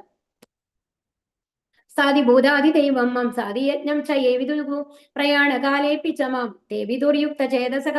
എന്നെ അറിയുകയും എപ്പോഴും എന്നെ കുറിച്ചുള്ള ബോധം പുലർത്തുകയും ചെയ്യുന്നവർ ഭൗതിക പ്രപഞ്ചങ്ങളുടെയും ദേവന്മാരുടെയും സർവ്വയജ്ഞങ്ങളുടെയും നിയന്താവായ ഭഗവാനാണ്. ഇതും നമ്മൾ മുമ്പേ പറഞ്ഞിട്ടുള്ളതാണ്. എല്ലാ യജ്ഞങ്ങളുടെയും അത് ഫലം പോകുന്നത് ആർക്കാണ്, ഭഗവാനാണ്. ഇപ്പൊ പറഞ്ഞില്ലേ, നമ്മൾ എന്ത് ചെയ്താലും, ഇപ്പൊ അന്ന് ഗോവർദ്ധന പർവ്വതത്തിന് യജ്ഞം ചെയ്തപ്പോൾ ആരാണ് ആ ഭക്ഷണം മുഴുവൻ അതിന് പൂജിച്ചതൊക്കെ കഴിച്ചത്, ഭഗവാനാണ്. അപ്പൊ അതുപോലെ എന്ത് യജ്ഞം നമ്മൾ ആർക്ക് ചെയ്താലും അത് അൾട്ടിമേറ്റ്ലി അത് പോകുന്നത് ആർക്കാണ്, ഭഗവാനാണ്. അപ്പൊ ദേവന്മാർക്ക് വേണ്ടിയിട്ട് നമ്മൾ യജ്ഞം ചെയ്താലും അതിന്റെ ഫലം കിട്ടുന്നത് ആർക്കാണ്, ഭഗവാനാണ്. അപ്പൊ അതുകൊണ്ട് അത് മനസ്സിലാക്കിയിട്ട് എന്ത് ചെയ്യണം, മരണസമയത്ത് ഭഗവാനെ സ്മരിക്കണം. മരണസമയത്ത് ഭഗവാനെ സ്മരിച്ചു കഴിഞ്ഞാൽ നമ്മൾ ഭഗവാന്റെ ലോകത്തേക്ക് പോകും. മരണസമയത്ത് നമ്മൾ ആരെ പറ്റിയിട്ടാണോ ആലോചിക്കുന്നത് അവരടുത്തേക്കാണ് നമ്മൾ എത്തുക, ശരിക്കും പറഞ്ഞാല്. ഹരേ കൃഷ്ണ. അപ്പൊ ഇതില് ഒരു ഭാഗം ഞാൻ വിട്ടുപോയത്, ഒരു 2 മിനിറ്റ് കേട്ടോ, വിട്ടുപോയത്. ഇതില് നമ്മൾ പറയുന്നുണ്ട്, ഭൗതിക ലോകങ്ങളെ കുറിച്ചിട്ട് പറയുന്നുണ്ട് അല്ലെ, ഭഗവാൻ സൃഷ്ടിച്ചതിനെ കുറിച്ചിട്ട് നമ്മളോട് പറഞ്ഞു. അപ്പൊ അതിൽ വന്നു കഴിഞ്ഞിട്ട് ഏറ്റവും ഇമ്പോർട്ടന്റ് ആയിട്ടുള്ളത് എന്താണെന്നുണ്ടെങ്കിൽ, നമ്മളുടെ ഈ ഭൗതിക പ്രകൃതി സൃഷ്ടിക്കുന്നത് എങ്ങനെയാണെന്നുള്ളതാണ്. ഒരു ചെറിയ ഇൻട്രൊഡക്ഷൻ ആയിട്ട് ഞാൻ പറയാം കേട്ടോ. അതെന്താണെന്നുണ്ടെങ്കിൽ, വിഷ്ണു അവതാരങ്ങളിൽ നിന്നാണ് നമ്മളുടെ ഈ പ്രപഞ്ചം സൃഷ്ടിക്കപ്പെട്ടിട്ടുള്ളത്. അതായത് ആദ്യം തന്നെ കാരണോദകസായി വിഷ്ണു. അപ്പൊ ഭഗവാനിൽ നിന്ന് 2 സ്റ്റെപ്പായിട്ടാണ് അത് വരിക. അത് ഡീപ്പായിട്ട് നമ്മൾ ഇനി അടുത്ത അധ്യായങ്ങളിൽ ഒരു അധ്യായത്തിൽ പഠിക്കും. അപ്പൊ ഞാൻ എന്താണെന്ന് മാത്രം പറയാം. ഒരു സംഘർഷണിൽ നിന്നാണ് നമ്മൾക്ക് നാരായണൻ വരും, നാരായണൻ നിന്ന് മഹാസംഘർഷണം വരും, മഹാസംഘർഷണിൽ നിന്നാണ് നമ്മളുടെ പുരുഷാവതാരങ്ങൾ വരുന്നത്. അപ്പൊ ഈ പുരുഷാവതാരങ്ങളിലെ ആദ്യത്തെ ഇതെന്ന് പറയുന്നത് കാരണോദകസായി വിഷ്ണു എന്നാണ് പറയുക. നന്നായി ശ്രദ്ധിച്ചോളൂ, കാരണ ഉദകസായി വിഷ്ണു. അപ്പൊ നമ്മളുടെ ഈ ഭൗതിക ലോകം എന്ന് പറയുന്നത് ഒരുപാട് പ്രപഞ്ചങ്ങൾ ഉള്ളതാണ്. അപ്പൊ ഈ കാരണോദകസായി വിഷ്ണു എന്ന് പറയുന്നത് ആത്മീയ ആകാശത്തിന്റെ കടലാണ്, കാരണ ഓഷ്യൻ എന്ന് പറയും. അപ്പൊ കാരണ ഓഷ്യനില്, കാരണ കടലിന്റെ ാണ് ശയിക്കുന്നത്. അപ്പം ആ കാരണോദകസായി വിഷ്ണുവിന്റെ സ്കിൻ ഹോൾസിൽ നിന്നാണ്, രോമകൂപങ്ങളിൽ നിന്നാണ് ഈ പ്രപഞ്ചങ്ങളൊക്കെ. ഓരോ തവണയും ഉച്ഛസിക്കൂലോ നമ്മള്, ശ്വാസം പുറത്തേക്ക് വിടില്ലേ, ആ സമയത്ത് ലക്ഷക്കണക്കിന് പ്രപഞ്ചങ്ങൾ ഇങ്ങനെ ഉണ്ടായിക്കൊണ്ടിരിക്കും ഓരോ രോമകൂപങ്ങളിൽ നിന്നും. അതെന്ത് ചെയ്യുന്നുണ്ടെങ്കിൽ ഈ കാരണ ഓഷ്യനിൽ വന്നു കഴിഞ്ഞിട്ട് ബബിൾസ് മാറി ഇങ്ങനെ കിടക്കും. കാരണം അത്രയും വലുതാണ് കാരണോഷ്യൻ. അപ്പൊ നമ്മൾക്കറിയാം, നമ്മളെ പ്രപഞ്ചം എന്ന് പറയുമ്പോൾ എത്ര നമ്മൾക്ക് ഇമാജിൻ ചെയ്യാൻ പറ്റില്ല അല്ലേ. അപ്പൊ അത്രയും വലിയ പ്രപഞ്ചങ്ങൾ അവിടെ ഓരോ തുള്ളികൾ മാതിരിയാണ് ഉള്ളത്, ഒരു ബബിൾ മാതിരിയാണ് ഈ കാരണോഷ്യൻ ഉള്ളത്. അത് കഴിഞ്ഞിട്ട് ഈ കാരണോദകസായി വിഷ്ണുവിന്റെ ഈ പ്രപഞ്ചം ഉണ്ടല്ലോ, ആ പ്രപഞ്ചത്തിന്റെ ഉള്ളിലേക്ക് കാരണോദകസായി വിഷ്ണുവിന്റെ ഒരു വിസ്തരണമായിട്ടുള്ള ഗർഭോദകസായി വിഷ്ണു വരും. എന്നിട്ട് അവിടെ എന്ത് ചെയ്യുന്നുണ്ടെങ്കിൽ ഗർഭോദകസായി വിഷ്ണു തന്റെ ശരീരത്തിലെ ജലം കൊണ്ട് പകുതി നിറയ്ക്കും. അവിടെ ഫുൾ അന്ധകാരമാണ് ഉണ്ടാവുന്നത്. അപ്പൊ അവിടെയാണ് സൂര്യനും ചന്ദ്രനൊക്കെ വന്നതിന് ശേഷമാണ്, അപ്പൊ ഈ ഭഗവാന്റെ പ്രകാശമാണ് എന്താണ് സൂര്യന്റെയും ചന്ദ്രന്റെയും റിഫ്ലക്ഷൻ ആയിട്ട് നമ്മൾക്ക് പ്രകാശമായിട്ട് കിട്ടണമെന്നാണ് പറയുന്നത്. അപ്പൊ അവിടെ ഈ ഗർഭോദകസായി വിഷ്ണു വരും. ആ ഗർഭോദകസായി വിഷ്ണുവിന്റെ പൊക്കിൾക്കൊടിയിലുള്ള ആ താമരത്തണ്ടിൽ നിന്നാണ് ആര് വരുന്നത്, ബ്രഹ്മാവ് വരുന്നത്. അപ്പൊ ഈ പ്രകൃതി ആദ്യം ഉണ്ടായത് പ്രപഞ്ചമാണ്. ഈ പ്രപഞ്ചത്തിലെ വൈവിധ്യങ്ങൾ, ഈ പ്രകൃതി ഉണ്ടാവൂലേ, പച്ചപ്പ്, ഓഷ്യൻ, അങ്ങനത്തെയൊക്കെ വരില്ലേ, അങ്ങനത്തെ സാധനങ്ങളൊക്കെ ഈ ഗർഭോദകസായി വിഷ്ണുവിനോട് കൂടി ചേർന്നിട്ടാണ് വരുന്നത്. അത് കഴിഞ്ഞിട്ട് ബ്രഹ്മാവിന്റെ ഇതിൽ നിന്നാണ് ജീവജാലങ്ങൾ സൃഷ്ടിക്കപ്പെടുന്നത്. രണ്ടാമത്തെ, സെക്കൻഡറി ക്രിയേഷൻ എന്നാണ് നമ്മൾ പറയുക, രണ്ടാമത്തെ സൃഷ്ടിയാണ്. അത് കഴിഞ്ഞിട്ട് ഈ ഓരോ ജീവജാലങ്ങളും അവിടെ സൃഷ്ടിക്കപ്പെടുന്നുണ്ടല്ലോ, ആ സൃഷ്ടിക്കപ്പെട്ട ഓരോ ജീവജാലങ്ങളുടെ ഉള്ളിലേക്കും അതിനുള്ളൊരു പാൽക്കടലുണ്ട്, ക്ഷീരസമുദ്രം എന്ന് പറയും. ആ സമുദ്രത്തിൽ ശയിക്കുന്ന വിഷ്ണുവാണ് ക്ഷീരോദകസായി വിഷ്ണു എന്ന് പറയുന്നത്.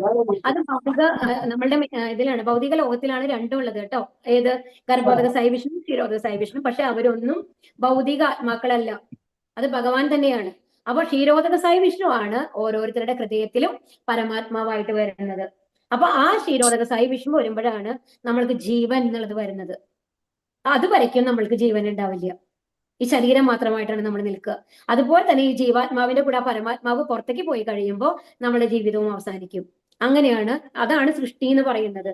അപ്പൊ 3 തരാണ് പുരുഷാവതാരങ്ങൾ. ഏതൊക്കെയാണ്? പുരുഷാവതാരം എന്നാണ് അതിനെ പറയുക. ഗർഭോദക സായി വിഷ്ണു, കാരണോദക സായി വിഷ്ണു. കാരണോദക സായി വിഷ്ണുവിടെ വിസ്തരണാണ് ഗർഭോദക സായി വിഷ്ണു. ഗർഭോദക സായി വിഷ്ണുവിന്റെ വിസ്തരണാണ് ക്ഷീരോദക സായി വിഷ്ണു. അപ്പൊ ആദ്യം എന്താണ്? പ്രപഞ്ചം സൃഷ്ടി ഉണ്ടാവുന്നു. അതുപോലെ അത് കഴിഞ്ഞിട്ട് അതിലെ വൈവിധ്യങ്ങൾ വരുന്നു, ജീവജാലങ്ങൾ സൃഷ്ടിക്കപ്പെടുന്നു, ശരീരമായിട്ട് സൃഷ്ടിക്കപ്പെടുന്നു. അത് കഴിഞ്ഞിട്ട് ക്ഷീരോദക സായി വിഷ്ണു ഓരോ ജീവന്റെ ഉള്ളിലേക്കും ആത്മാവായിട്ട് വരികയാണ്. ആത്മാവായിട്ടല്ല പരമാത്മാവായിട്ട് വരികയാണ് ചെയ്യുന്നത്. ഇതാണ് ശരിക്കും സൃഷ്ടി എന്ന് പറയുന്നത്. അപ്പൊ ഇതെല്ലാം ഭഗവാന്റെ നിയന്ത്രണത്തിലാണ്. അപ്പൊ ഈ സൃഷ്ടികളെല്ലാമാണ് എന്തെന്ന് ഭഗവാൻ എന്താണ് ഒരു നൂലിൽ കോർത്ത മാതിരി പിടിച്ചു നിർത്തിയിട്ടുള്ളത് എന്ന് പറയണം. മത്തപ്പരതരം നാനി എന്ന് പറഞ്ഞിട്ടുള്ള ശ്ലോകം പറഞ്ഞുല്ലോ. അപ്പൊ ഇതിൽ ഭക്തിയോഗത്തിൽ എന്താ പറയുന്നത്? എല്ലാം ഭഗവാൻ. ഇപ്പൊ നിങ്ങൾക്ക് മനസ്സിലായില്ലേ എത്ര ഉന്നതനാണ് ഭഗവാൻ? ഭഗവാനാണ് ഓരോ സൃഷ്ടിയും നടത്തിയിട്ടുള്ളത്. അപ്പൊ നമ്മൾ എന്നൊക്കെ പറയുന്നത് ഇത്രയും പ്രപഞ്ചം തന്നെ ആ ഒരു കാരണകോശനിലെ ഒരു കണിക മാരിയാണെങ്കിൽ, ഒരു വെള്ളത്തുള്ളി മാരിയാണെന്നുണ്ടെങ്കിൽ നമ്മൾ എന്താണെന്നൊന്ന് ആലോചിച്ച് നോക്കൂ. നമ്മൾക്ക് ഇമാജിൻ ചെയ്യാൻ പറ്റുമോ? നമ്മൾക്ക് ഉറുമ്പ് അങ്ങനെയൊക്കെയാണ് നമ്മൾക്ക് ഏറ്റവും ചെറുതായിട്ട് നമുക്ക് തോന്നുക അല്ലെ? അപ്പോ ഒരു അമീബ വൈറസ് അതൊന്നും അല്ല, അതിനേക്കാളൊക്കെ ചെറുതായിട്ടുള്ളത് നമുക്ക് ഇമാജിൻ ചെയ്യാൻ പറ്റില്ല നമ്മളുടെയൊക്കെ അവസ്ഥ എന്ന് പറയുന്നത്. അപ്പൊ നമ്മൾക്കാണ് നമ്മൾ തോന്നുന്നത് നമ്മൾ വലിയ ആൾക്കാരാണ്. നമ്മൾക്കൊരു ഈയാമ്പാറ്റ എന്താ തോന്നുക? ആ ഈയാമ്പാറ്റയൊക്കെ എന്താ തുച്ഛാണ്, അത് എത്ര പെട്ടെന്ന് ജനിക്കണു, അത് കഴിഞ്ഞു ഏതാനും മണിക്കൂറുകൾക്കുള്ളിൽ എന്താണ് ലൈഫിൽ വരുന്നു, ചാവുന്നു. അപ്പൊ ഈ ബാക്കിയുള്ളവർക്ക് ബ്രഹ്മാവിനായാലും ഈ ഭഗവാന് ഒക്കെ നമ്മൾ എന്താണുള്ളത്? എത്ര തുച്ഛമായ വസ്തുക്കളാണ്. അപ്പൊ നമ്മൾ അത്രയും തുച്ഛമായിട്ട് നമ്മുടെ ജീവിതത്തിൽ വെച്ച് കഴിഞ്ഞിട്ട് നമ്മൾ എത്ര കാര്യങ്ങളാണ് ചെയ്യുന്നത് അല്ലെ? അവരോട് വഴക്കൂടുന്നു, ഇവരോട് ഒരു 70 വയസ്സോ 80 വയസ്സോ നമ്മൾ ജീവിക്കുന്നത്. അപ്പൊ നന്നായിട്ട് ഇരിക്കണം, അതുപോലെ തന്നെ നന്നായി ജീവിക്കണം, ഭഗവാനിൽ സമർപ്പിച്ച് ജീവിക്കണം. ഇനി ഈ ലോകത്ത് നമ്മൾ കഷ്ടപ്പെടേണ്ട, ഭഗവാന്റെ അടുത്തേക്ക് പോകണം എന്നുള്ളതല്ലേ നമ്മൾ ചിന്തിക്കേണ്ടത്. അപ്പോ ഹരേ കൃഷ്ണ ഹരേ കൃഷ്ണ ഹരേ കൃഷ്ണ കൃഷ്ണ കൃഷ്ണ ഹരേ ഹരേ ഹരേ രാമ രാമ രാമ ഹരേ ഹരേ. ഹരേ കൃഷ്ണ. സോറി, കുറച്ച് ലേറ്റ് ആയി കേട്ടോ. ഹരേ ഇപ്പൊ കൃഷ്ണ. നിങ്ങൾക്ക് കേൾക്കാൻ സാധിക്കുന്നില്ലേ? ഹരേ കൃഷ്ണ. ഹരേ ഹരേ കൃഷ്ണ. നമുക്ക് കൃഷ്ണ. ക്ലാസ് അവസാനിപ്പിക്കാം. ക്വസ്റ്റ്യൻസ് നാളെ നോക്കിയാൽ മതിയോ? അത് ഇപ്പൊ ക്വസ്റ്റ്യൻ ഹരേ നോക്കണമെന്നുണ്ട്. കൃഷ്ണ മാതാജി. സൗണ്ട് ഇല്ലാത്തല്ല. ഹരേ കൃഷ്ണ. ഹരേ കൃഷ്ണ. ഹരേ കൃഷ്ണ മാതാജി. ഹരേ കൃഷ്ണ. മത എവിടുന്ന ഈ ക്വസ്റ്റ്യൻ അല്ലേ എവിടുന്ന കിട്ടുന്നത്? ക്വസ്റ്റ്യൻ ഗ്രൂപ്പിൽ പോസ്റ്റ് ചെയ്തിട്ടുണ്ട് മാതാജി.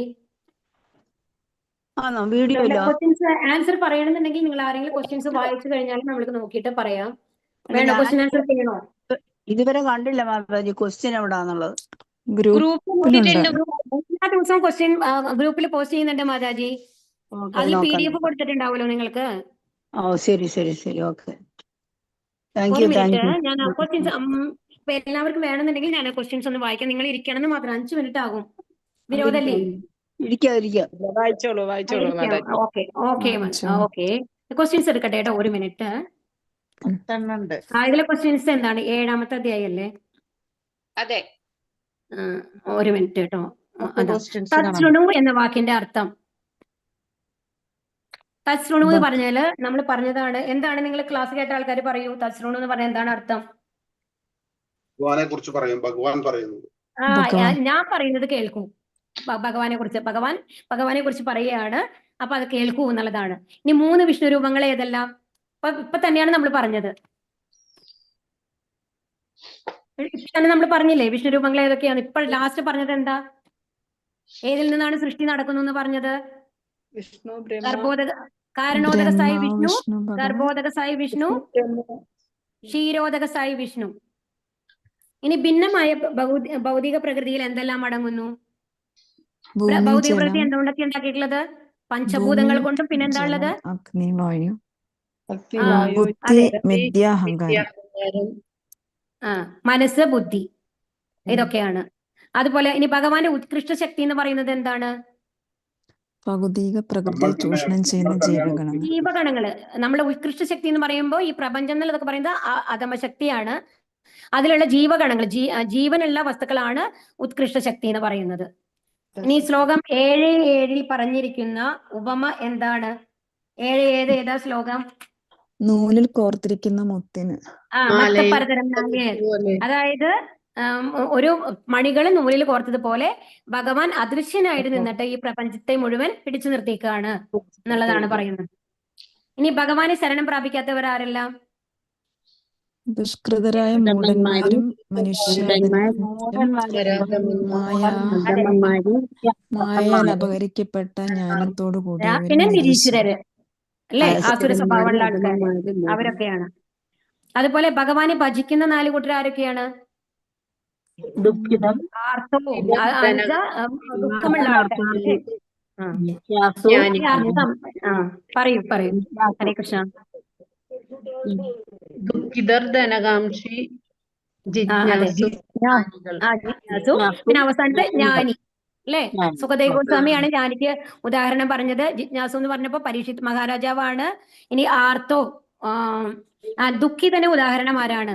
ദുഃഖിതന ഉദാഹരണം ആരൊക്കെയാ പറഞ്ഞത്? ഗജേന്ദ്രൻ, അതുപോലെ തന്നെ ദ്രൗപദി അല്ലേ. ഇനി ശ്ലോകം 2:3 എന്തിനെ കുറിച്ചാണ്? അല്ല 23 കേട്ടോ, അത് 2:3 23 എന്തിനെ കുറിച്ചിട്ടാണ് പറയുന്നത്? ശ്ലോകം 23 ദേവന്മാരെ ആരാധിക്കുന്നത് മൂഢന്മാരെ, ദേവന്മാരെ ആരാധിക്കുന്നവര് മൂഢന്മാരാണെന്ന്. എന്താ കാരണം? അവർക്ക് മുക്തി ലഭിക്കില്ല. ഇപ്പൊ നമ്മൾക്ക് ഇപ്പൊ അങ്ങനെയുള്ള ആൾക്കാർക്ക് മാക്സിമം എത്താൻ പറ്റുന്നത് ആ ദേവന്മാരുടെ ലോകത്തേക്കാണ്. ഇപ്പൊ ശിവദേവനെ പ്രാർത്ഥിക്കുന്ന ആൾക്കാർക്ക് ശിവലോകത്തേക്ക് പോവാം. പക്ഷെ എന്താണെന്നുണ്ടെങ്കിൽ ഇപ്പൊ അതുപോലെ ബ്രഹ്മാവിനെയാണ് പ്രാർത്ഥിക്കണമെങ്കിൽ ബ്രഹ്മലോകത്ത് പോവാം. ദുർഗയാണെങ്കിൽ ദുർഗ, അവരുടെ ഒരു ലോകം ഉണ്ടാവും. പക്ഷെ എന്താണെന്നുണ്ടെങ്കിൽ ഇവർക്കൊന്നും നമ്മൾക്ക് മുക്തി തരാനായിട്ട് സാധിക്കില്ല. കാരണം വീണ്ടും നമ്മൾ ഈ ഭൗതിക ലോകത്തിൽ അവിടുത്തെ സുഖങ്ങൾ കഴിഞ്ഞു കഴിഞ്ഞാൽ, നമ്മുടെ പുണ്യങ്ങൾ കഴിയുമ്പോൾ വീണ്ടും നമ്മൾ എവിടേക്ക് തിരിച്ചു വരണം? ഈ ഭൗതിക ലോകത്തേക്ക് തിരിച്ചു വരണം. അപ്പൊ വീണ്ടും നമ്മൾക്ക് എന്തുണ്ടാവും? നമ്മൾ ജനിക്കണം.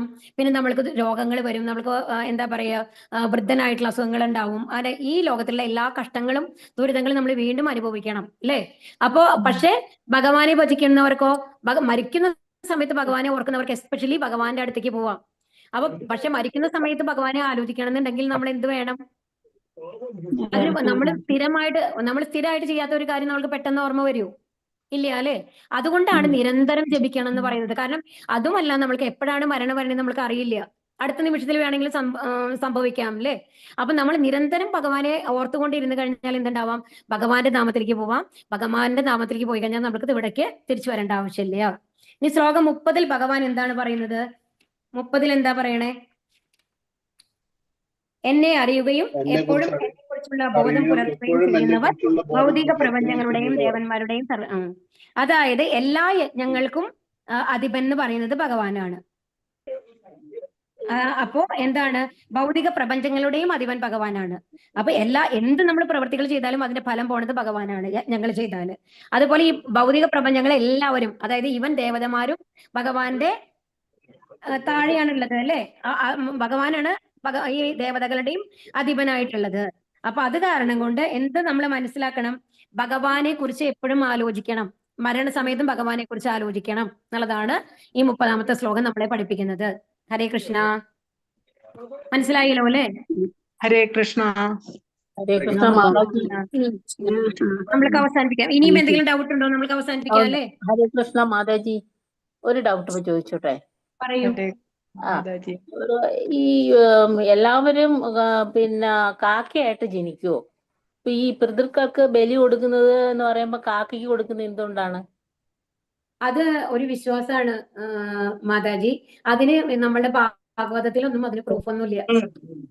അങ്ങനെ എന്തെങ്കിലും വേറെ എന്തെങ്കിലും ഉണ്ടോ എന്ന് എനിക്കറിയില്ല. പക്ഷെ ഭാഗവതത്തിലോ ഭഗവത്ഗീതയിലോ ഒന്നും നമ്മൾക്ക് അതിനെ പറ്റിയിട്ട്, കാക്കയെ പറ്റിയിട്ടൊന്നും പ്രത്യേകിച്ച് പറയുന്നില്ല. നമ്മളുടെ വിശ്വാസമാണ്. പക്ഷെ പിതൃലോകത്തേക്ക് പോകുന്നത് കറക്റ്റ് ആണ് മാതാജി. അതായത് നമ്മൾ മരിച്ചു കഴിഞ്ഞ ആത്മാവ് പിതൃലോകത്തേക്ക് പോകും.